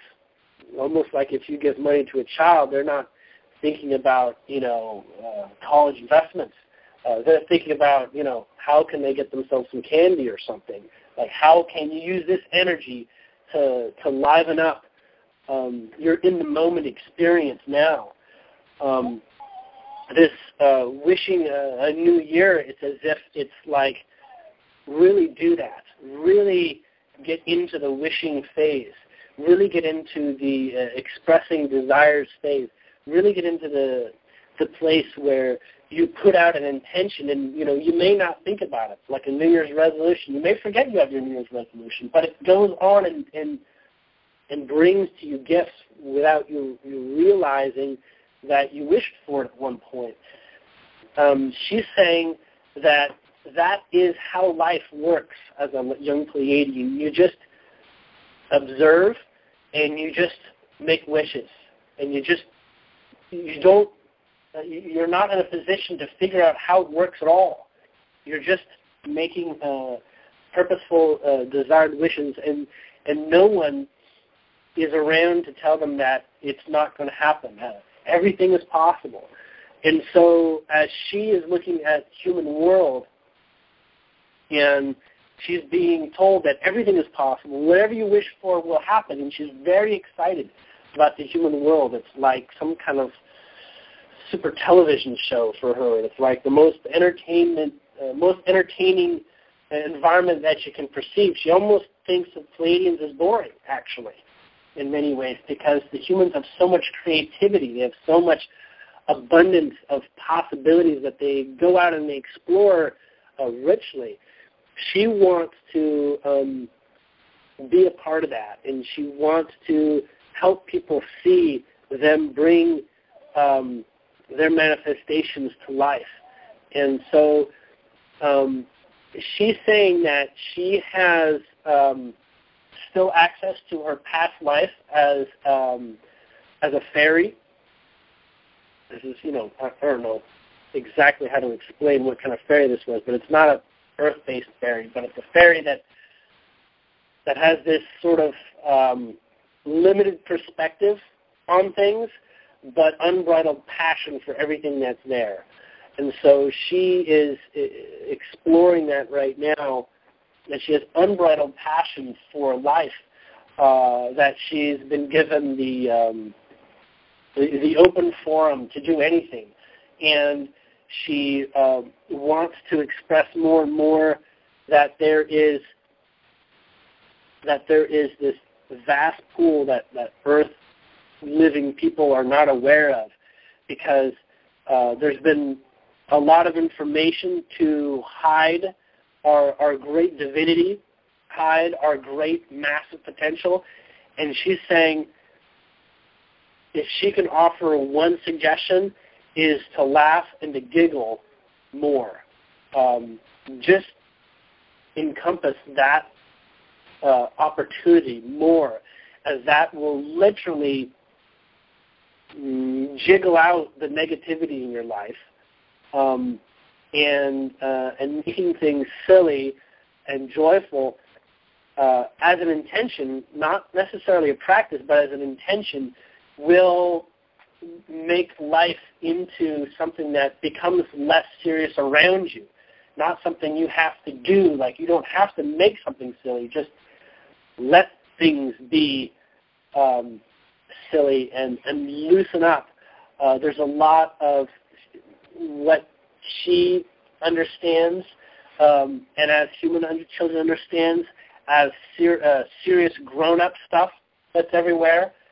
And she's saying that the serious grown-up stuff is just an option. You don't have to have serious grown-up stuff. You can be 78 years old, and you can live the life of a child if you choose to have your focus there. And naturally, she's saying, who wouldn't?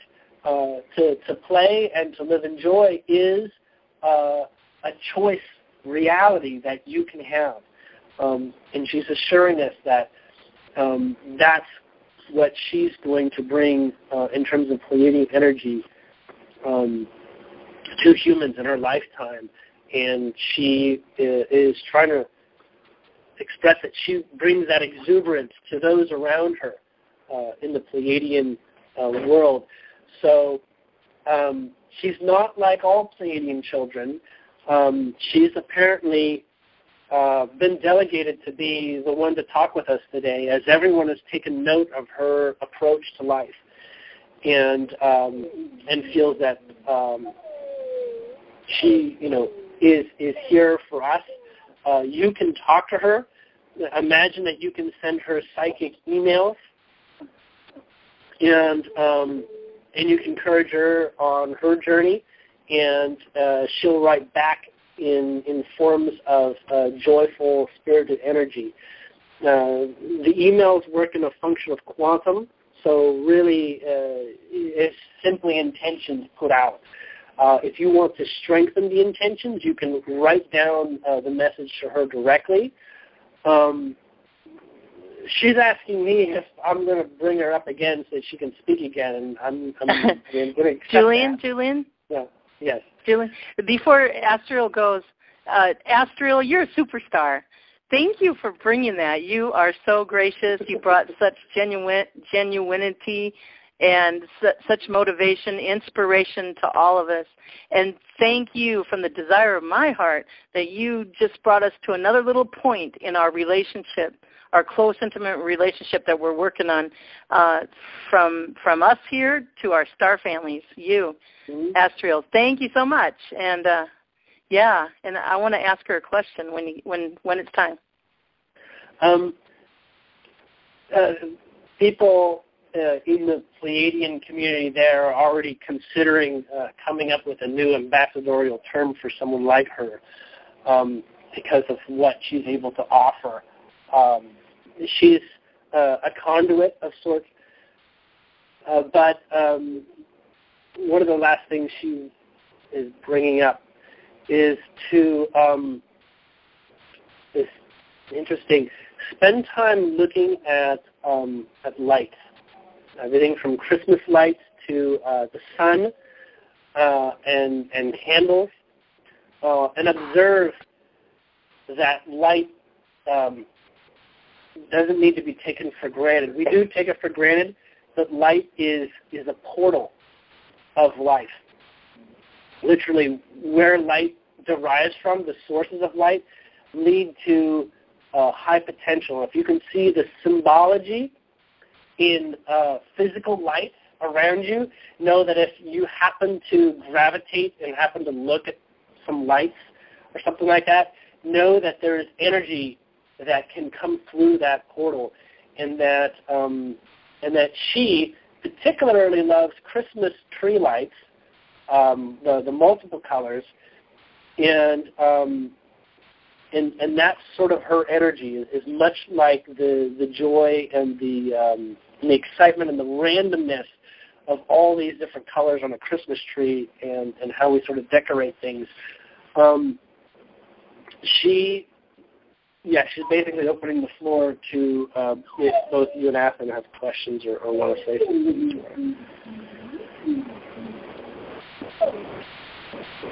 her. Okay. Astriel, I just want to tell you a story, and I want you to comment. Okay, imagine the story here down on Earth. Imagine we're at a baseball game. The audience is all there. Spectators are all there. All the players for both sides are there. The bases are loaded. I'll just call the bases are loaded with diamonds. And the catcher's there, the pitcher's there, and a diamond's coming up to bat. And the pitcher, somebody might want us to throw us a curveball, but that batter, that diamond up to bat, gets the pitch. And it's the seventh inning, and there's 2 outs. And so this is the game. So that diamond batter gets a pitch, and he or she hits it out of the ballpark, and bases are loaded. They bring all the other diamonds in, and they win the game. So what do you think of that story, Astriel? she's not familiar with the game of baseball quite yet, but she does feel what you're saying. She does feel what you're sharing.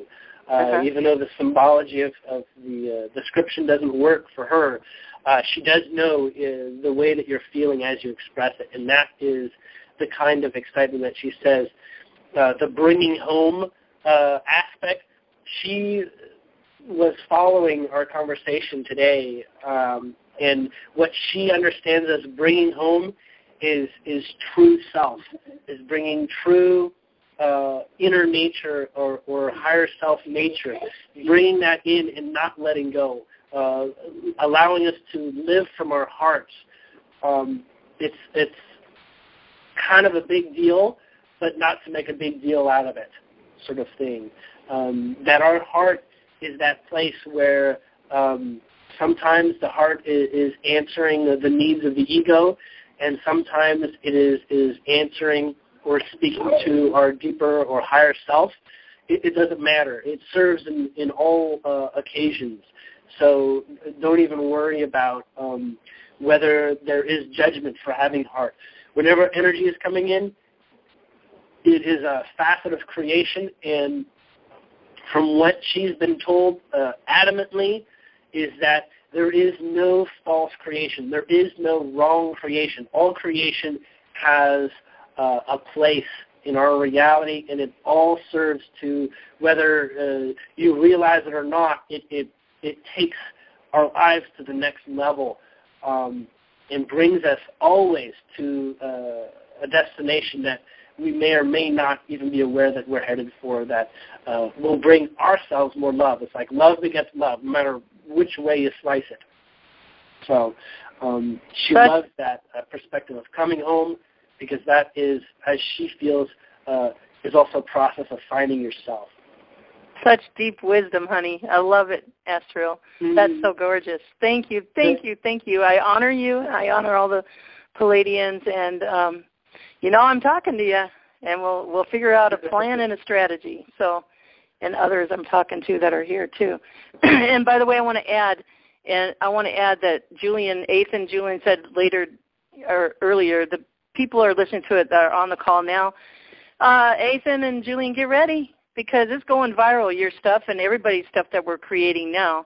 I got a worldwide follower blog, and I got a worldwide galactic-wise follower up there in the star people land. So thank you guys in the galactic-wise for passing it viral, and we're co-creating together. Yeah. Well, I do got to run at this point. I just want to share, my website is julianwells.com, and Julian is spelled as an E, so JulienWells.com. And I do sessions. It's on a limited basis, but you can arrange to make an appointment with me at jwsessions.simplybook.me. And add me on Facebook if you're on Facebook, and I'm not on Facebook as much as I used to be, but I usually get to most questions or comments or say hi or whatever. But I've enjoyed, today immensely, especially with that boost of vitamin C from Mistral.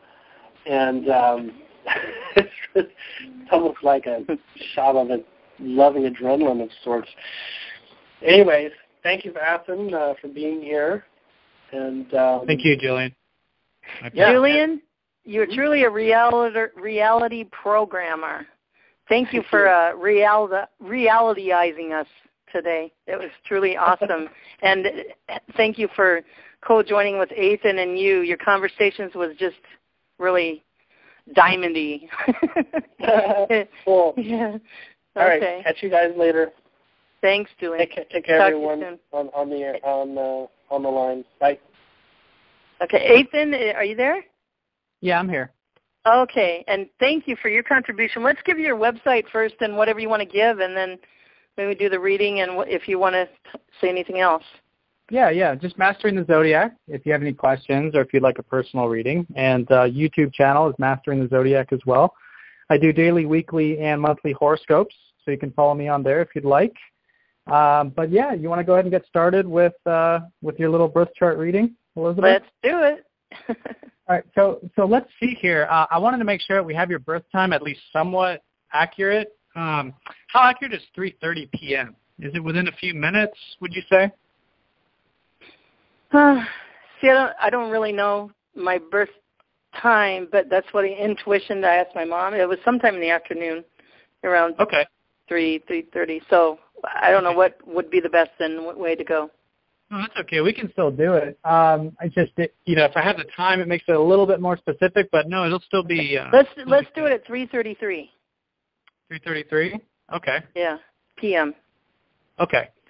So if that's the case, then your whole life path is about giving practical information and practical knowledge from essentially what you might call your past life.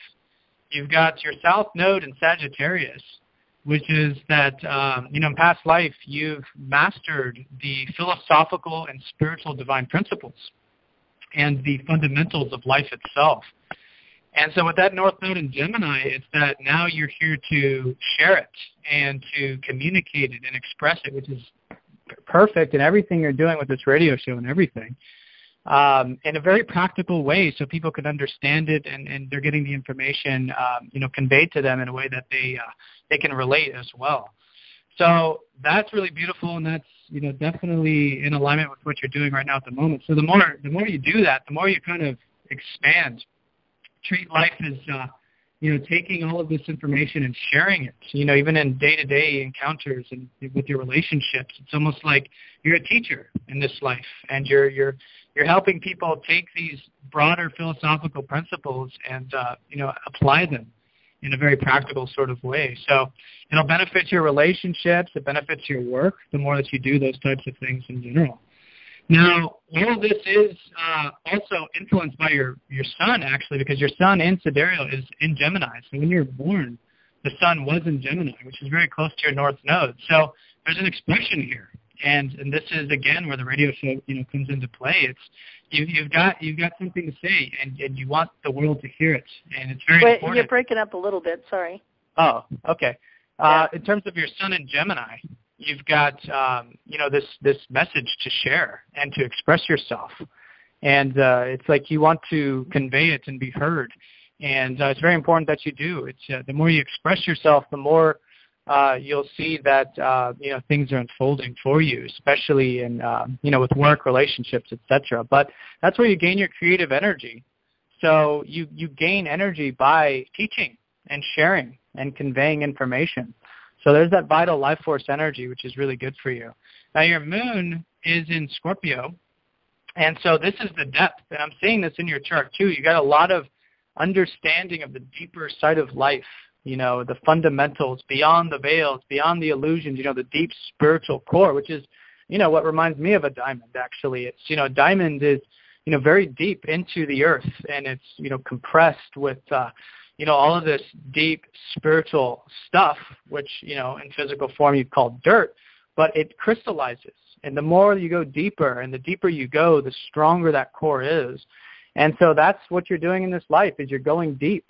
You're bringing out that core, and then like I said before, you're helping others bring out that core within themselves and empower themselves and be, enthusiastic and enjoy their life and tap into that zest for life. So in a nutshell, just very generally, those are the three parts of the birth chart that really stand out to me the most. And the more you tap into those things, you'll notice things are in flow, because that's what your higher self is here to experience.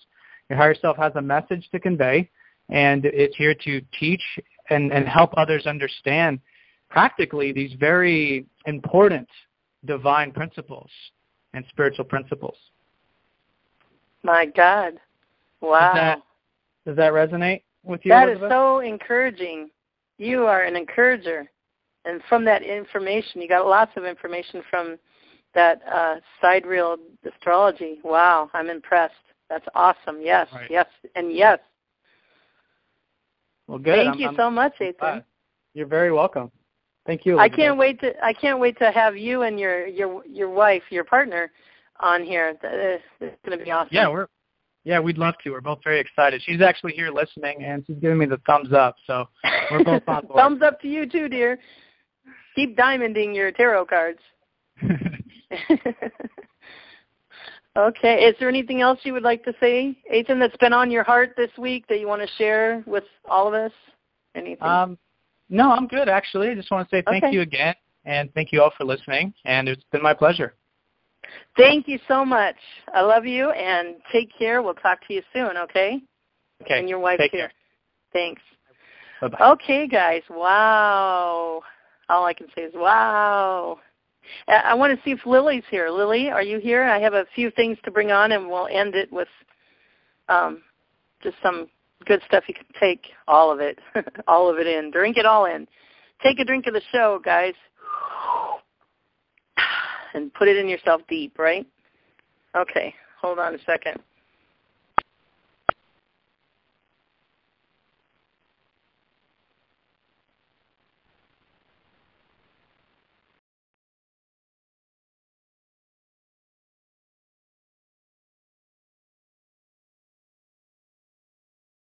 Okay.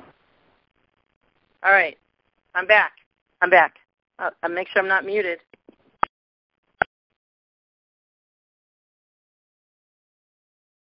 Okay, I'm waiting for Lily. She'll be here in a second, and then we're going to finish up with that full, this creative desire that I got this week and a half. And I want to share with you, not just for me, but for you guys to get on that glory train, because just by listening it, you'll get sparked.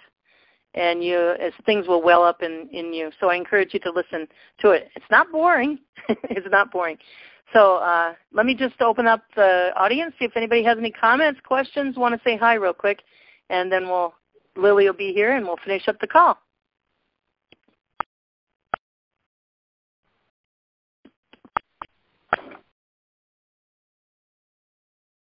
All right, you guys, you diamonds.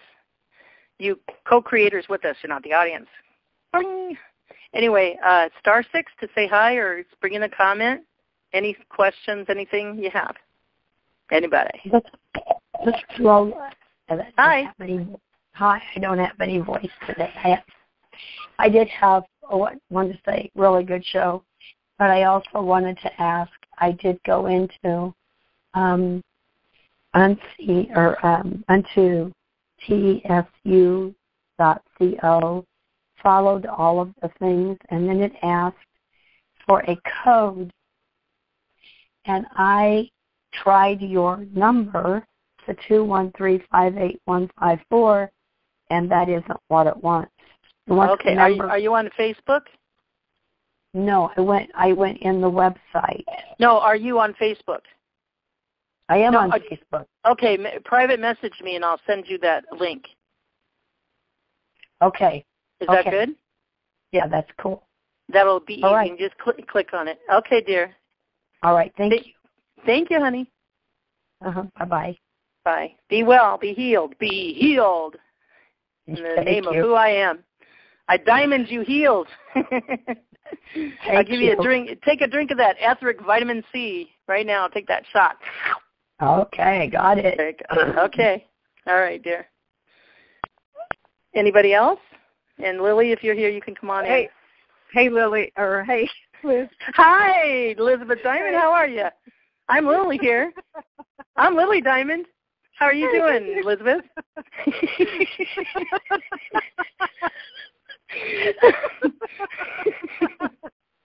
That's a switcheroo pretty fast, isn't it? An 8 to a 0, 0 to an 8. Twist, twist, untwist, twist. 0 point. Here we are, guys. Happy New Year. Okay.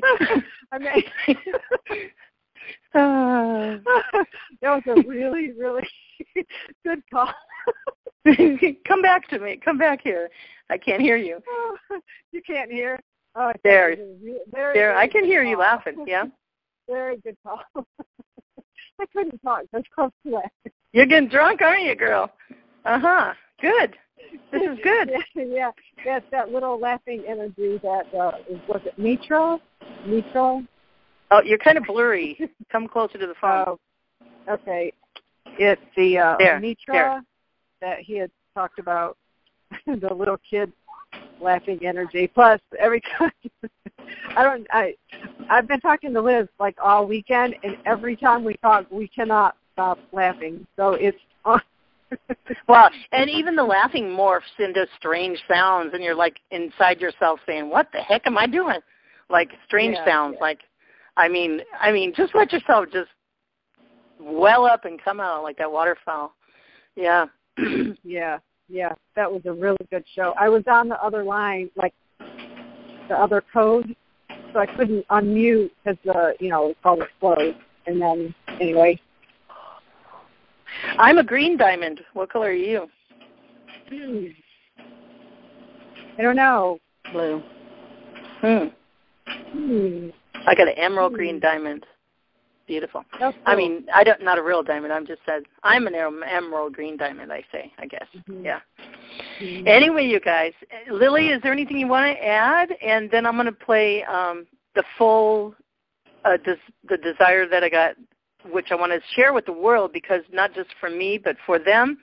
And it's really great, and it'll go into that meditation we did at the beginning to end it. And you guys just stay drunk, stay drunk in the glory that heals and does it easy. My yoke is easy, my burden is light.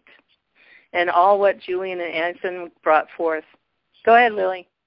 Yeah, no, I just want to ditto that. That was a wonderful, wonderful call. Thank you for doing it, and I'll mute out. Okay. Okay. And all right. Sounds good.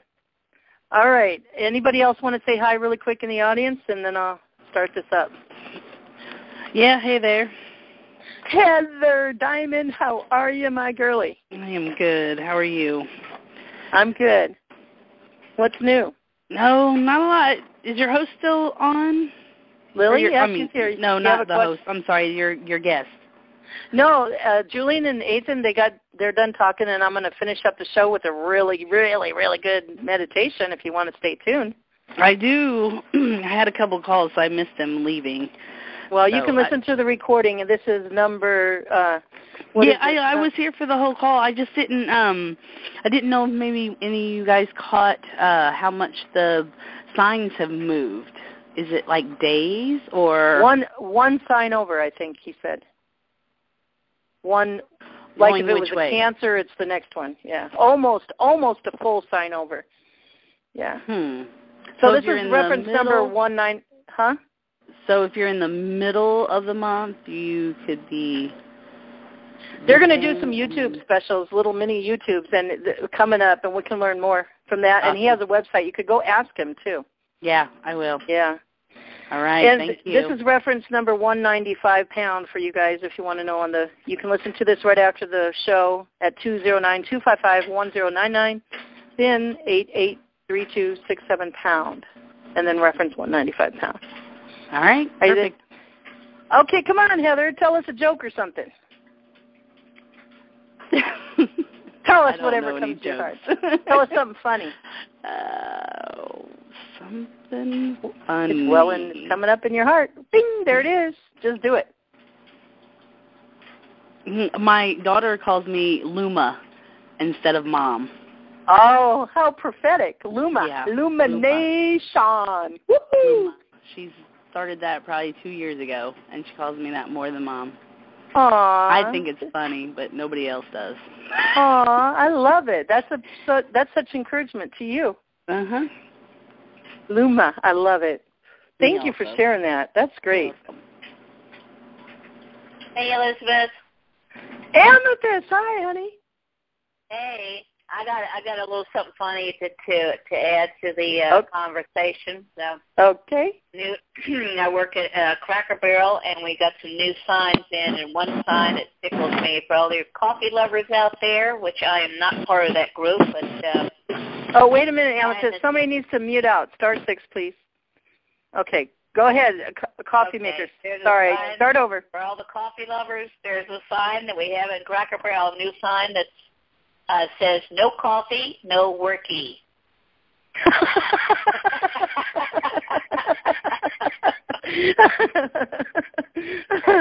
No people people that can identify with that, but I'm not part of the coffee lovers group, so anyway. And then there's another one that says, sometimes when I'm dieting, a chocolate bar will jump off the shelf, unwrap itself, and run all the way into my mouth. I love that. Say that again. You want to hear it again? Sometimes when I'm dieting, a chocolate bar will jump off the shelf, unwrap itself, and run all the way into my mouth. That is so funny. That's good. I love it, Amethyst. Oh, my God. I can imagine that when you're saying that. Yeah. The chocolate bar gets naked and jumps into your mouth. Yep.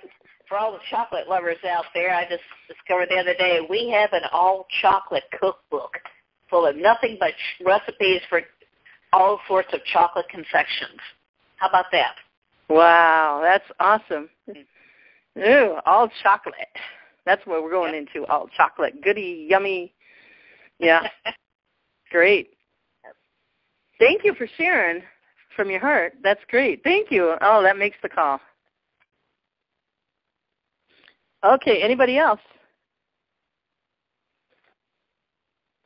All right, so stand by, and we will end the call with this right after the meditation. I'll just turn it off. And just stand by for next week where we're going to have another round table. It's like our second round table on the Diamond Show. It's going to be great, co-creating with a lot of people.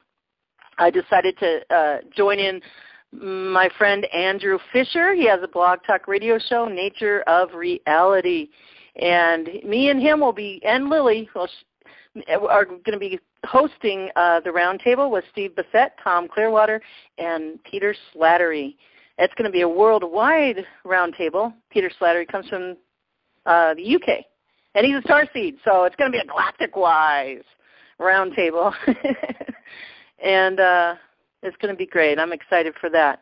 A lot of techo getting ready, planning for this for a roundtable, but it's going to turn out just diamondy. It's really cool.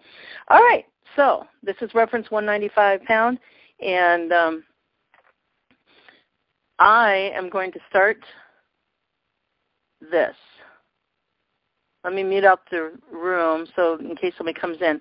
This is probably about, what time is it? 15, 20 minutes long. It's fun. It's a fun thing. And within it is a meditation. And then I'll just play the little sparkle music that we sparkle with, right? Okay, love you all. Keep shining and keep bringing all that shine out of your hearts from the depth of your heart, and keep laughing. Get drunk, huh? In the glory, the kind of drunken glory. And you can go beyond drunker, okay? Here we go. Good thing you're probably doing more substantial creative things, rather than being an observer. I'm going to mute the room first.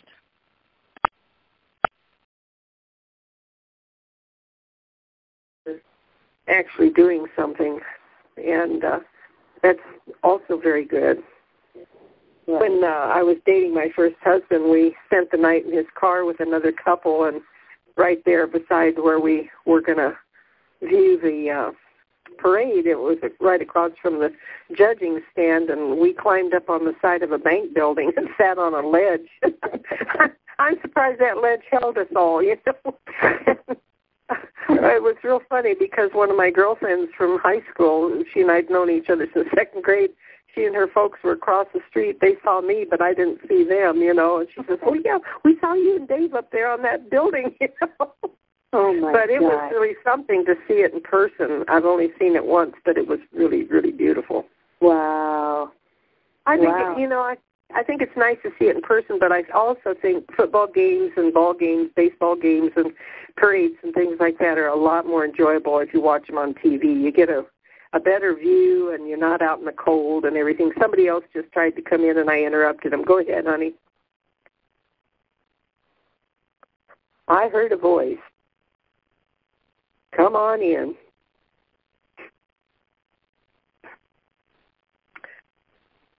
Well, didn't mean to squelch you completely, guys. Anyway, okay, go ahead. No, go ahead, Carol. That's fine. Oh, was that you, honey? Yes. Just well, go ahead. Well, I just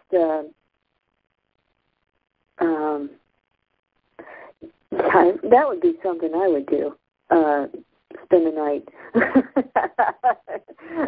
in the car and wait to get a good spot. But that's pretty cool. That's pretty cool. So you watch and for watching things on TV, you do get better views of the place. So. Well, yeah, because Marvin had really good tickets. He had 40-yard line tickets on the side where the sun was behind us, and so we had excellent seats. But we'd sit out in the cold and drink our brandied coffee and out of the thermos and freeze our rear ends off and listen to some guy say, "You mother." And I finally turned around one time. I said, "Don't you have a father too?" And everybody just roared, you know. But that's funny. I really enjoy seeing it on TV because the cameras pick up almost everything. Right. And it's so much money. person. Oh my gosh, big money. Yeah. Like the Super Bowl, that's the biggest, but yeah.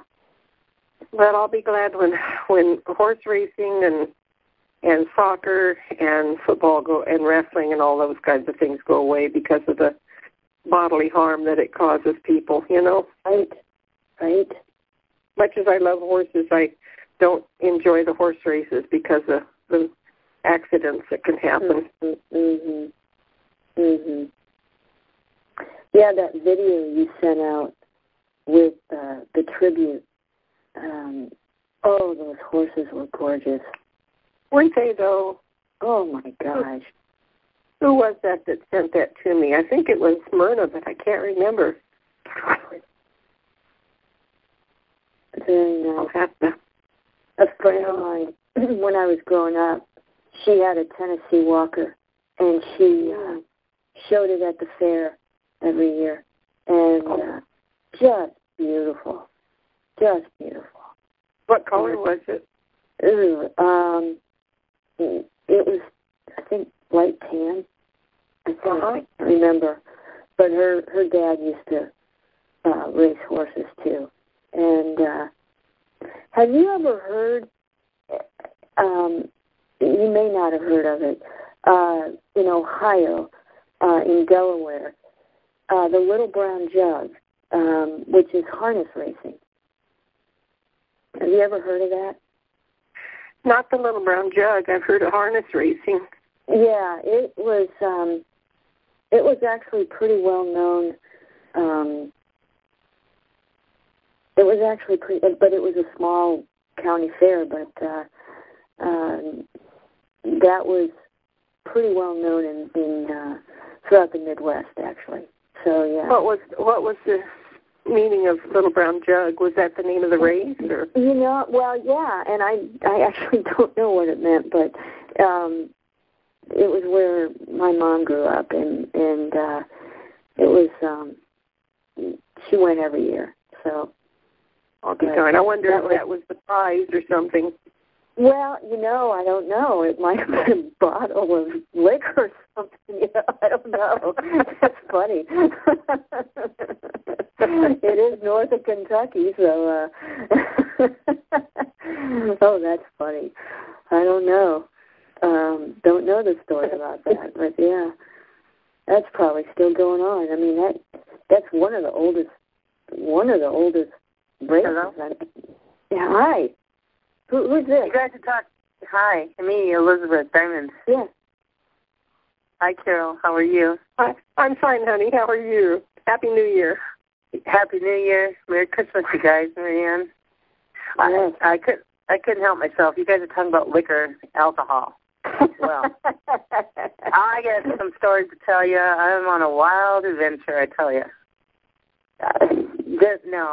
This all goes with what Cynthia's been teaching us. See, happy and joy, but it's more than that. Okay, I'm like getting drunk on the glory of God. Right. I mean, that's the true alcohol. Mm-hmm. I swear my feet, I can't walk. I can't even get off the ground. Have you ever heard of that, you guys? Oh, yeah. Oh, yeah. Yeah. And it's just like Carol, it's as near as the air you breathe. All you do is breathe it in, and just you can feel it, or whatever you do. Or grab a ball of glory. See, I can't talk. Grab a ball of the glory of God out of the air, Carol, and just dump it all over you, and see how you feel. Oh, you guys. But anyway, I want to, and then you guys talked about creativity. I got such a desire in my heart, and it has to do with, so I grew up in the Christian realm and then went further, and get drunk in the glory of God. That's all I can say. It's just awesome, except it doesn't have that side effect. And my desire in my heart is, there's parts of the Christian realm where there's drunken glory music, But my desire is to make drunken glory music. What I mean is make music out of your heart of joy, love, peace, and happiness, and then put it into music so the whole world may have a choice to listen to it, like click on it on YouTube. And as they listen to it, they'll get happy, happy, happy. You know what I mean? Right. 2015 is about that. So my question to you and everybody in the audience and Cynthia is, okay, I like to sing. I love to worship. When I was in the Christian church, I just went up there in front every time we had worship, and I would dance and twirl and put my arms up and, just give God love. We are God. So I gave him love. He gave me love back. It's an awesome feeling.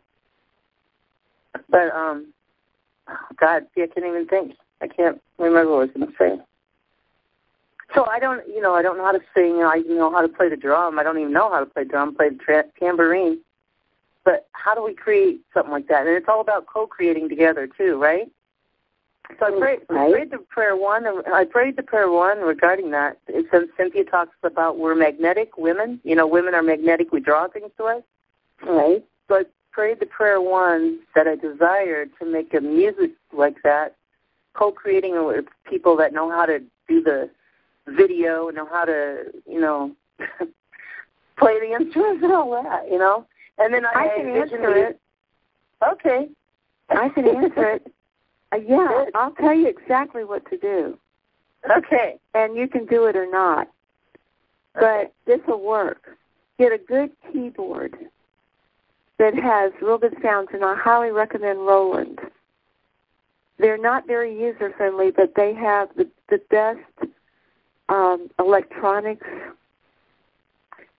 and hook it all up. I mean, it'll probably be a learning curve. You may have to get a sound tech, but hook it all up. You'll need an amplifier, and I just heard a clip. My dream is not. Oh, but let me just finish. Play either the white keys or the black keys, but don't mix them.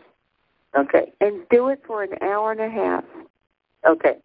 And call in the angels to come through you, and they will show you the different sounds on the keyboard. Ooh. And you have a microphone so you can sing and record all this stuff. And then you can upload it to YouTube. That's awesome. Thank you for that.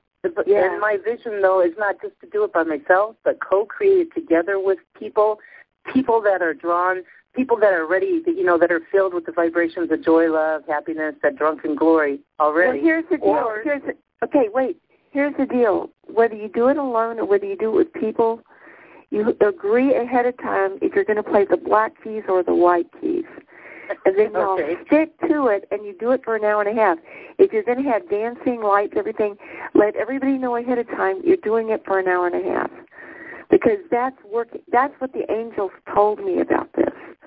They said, whatever you do it for 90 minutes, and you don't mix the two key scales, because the black keys stimulate the parasympathetic nervous system, and the white ones, and this is all, in science, the white keys which are the diatonic key scales, stimulate the sympathetic nervous system, and you don't want to mix them because they're opposites.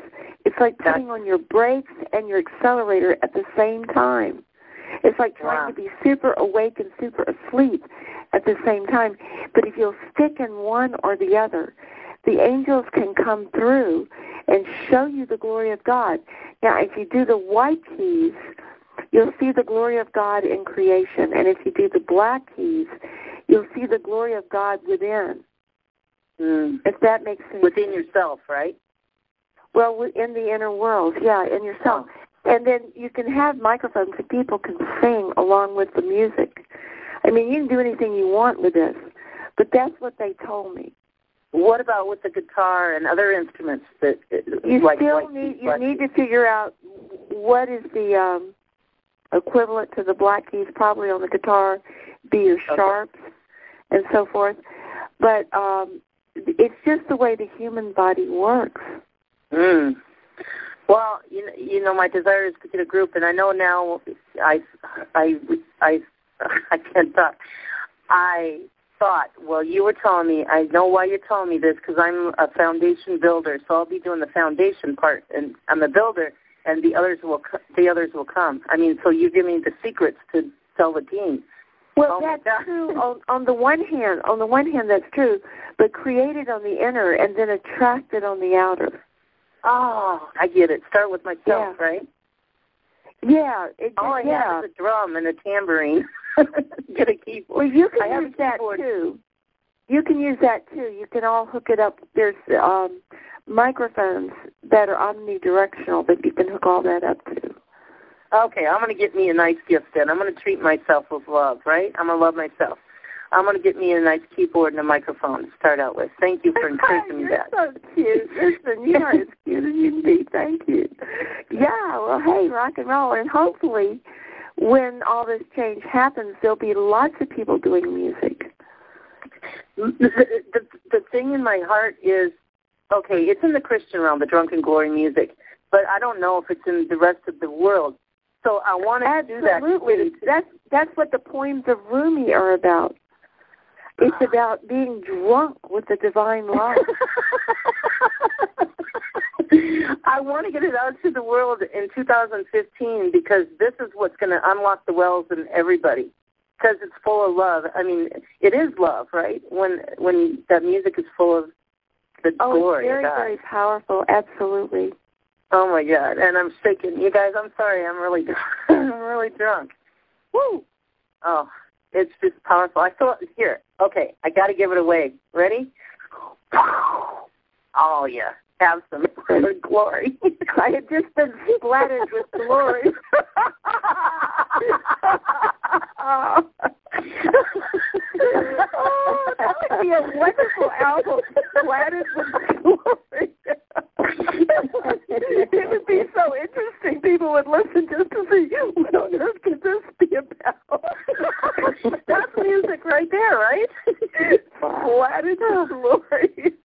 Oh, God. I'm telling you, Cynthia, you guys, everybody, it's happening. It's happening with me. It's happening with you, Cynthia, all we've been talking about. It's here, finally. I'm going to cry. Oh, my God, you guys. It's here, Cynthia. And here's another thing, if you guys dare. Maybe this is what's going on. I called those 360 angels in. Oh, my God. Woo! And my other beings, but my revelation a week or so ago was to call in all the 2015 energies to myself now. So I can be a change agent to the world while they're going through this too, to the ones that really need it. Somehow, just being. Whew, I'm telling you, when I called in the 2015 energies, all of them, woo, I felt it. I'm really shaking inside now. Shaking like a quake, you guys. Somebody talk. Well, I just want to thank you for sharing all this because I really needed to hear it, and I'm really grateful. Right. Period. I mean, you know, fans cheering in the audience here. I mean, I'm cheering you on, girl. Breath of fresh air. Yes. Well, you guys, you just said it, Marianne. It's just right there. It's right there. Everybody just close your eyes.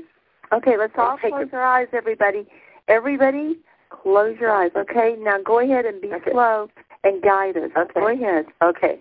Okay. All right. Thank you. Take a deep breath. Take a deep breath. You take a deep breath. We'll take a deep breath. Let's do 3 special breaths where we all breathe in to the count of 10, hold. You know the drill. Starting now, and then if you'll guide us. But let's all do the 3 breaths starting now.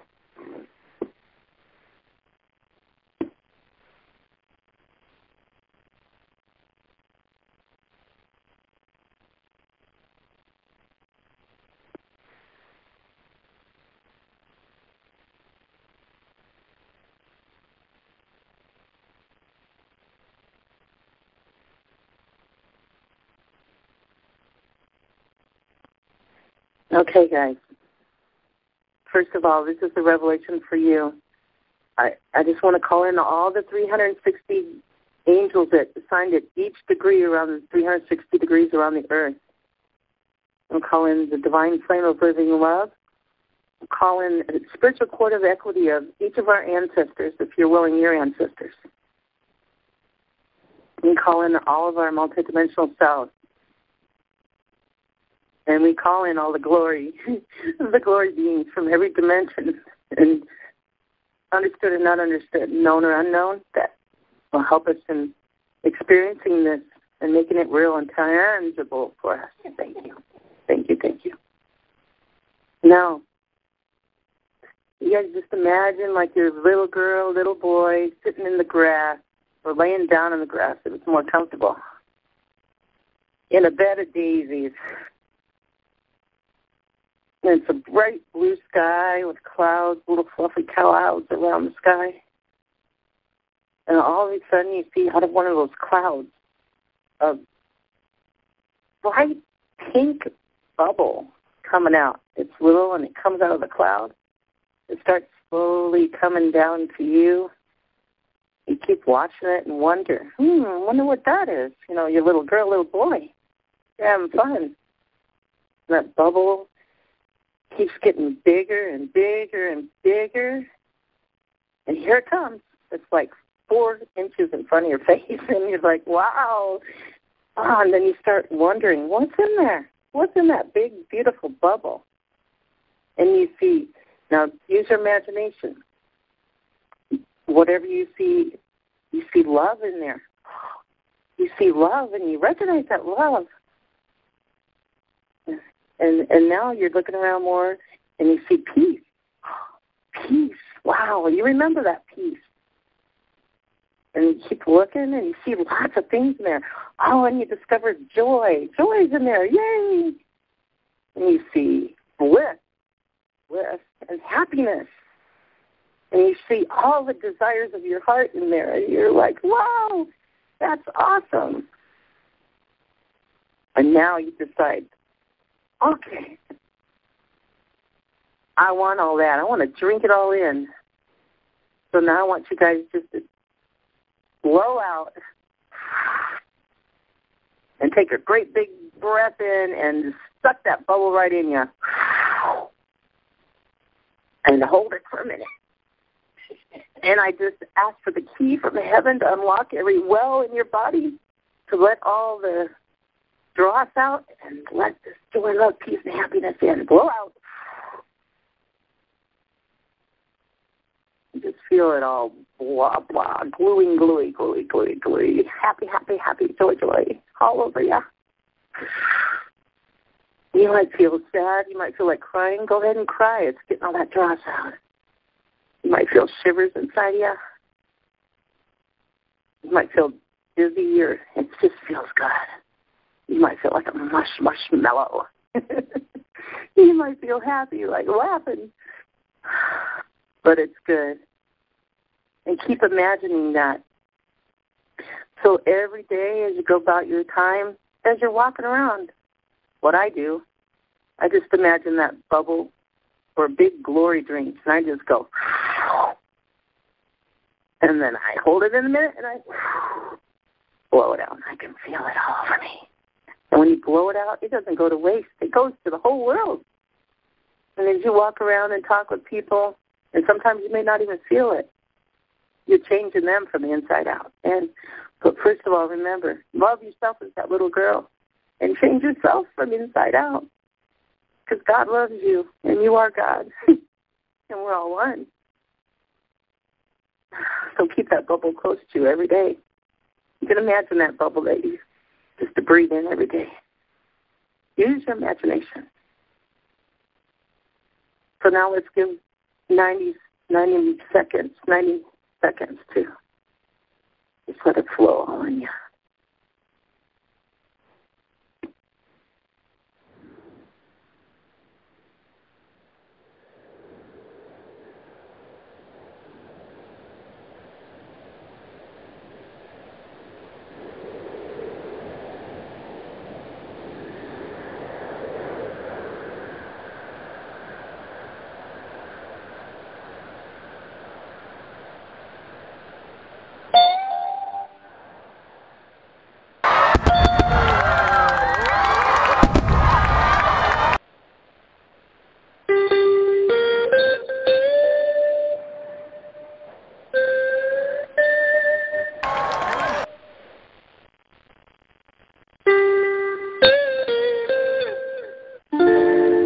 How y'all feel?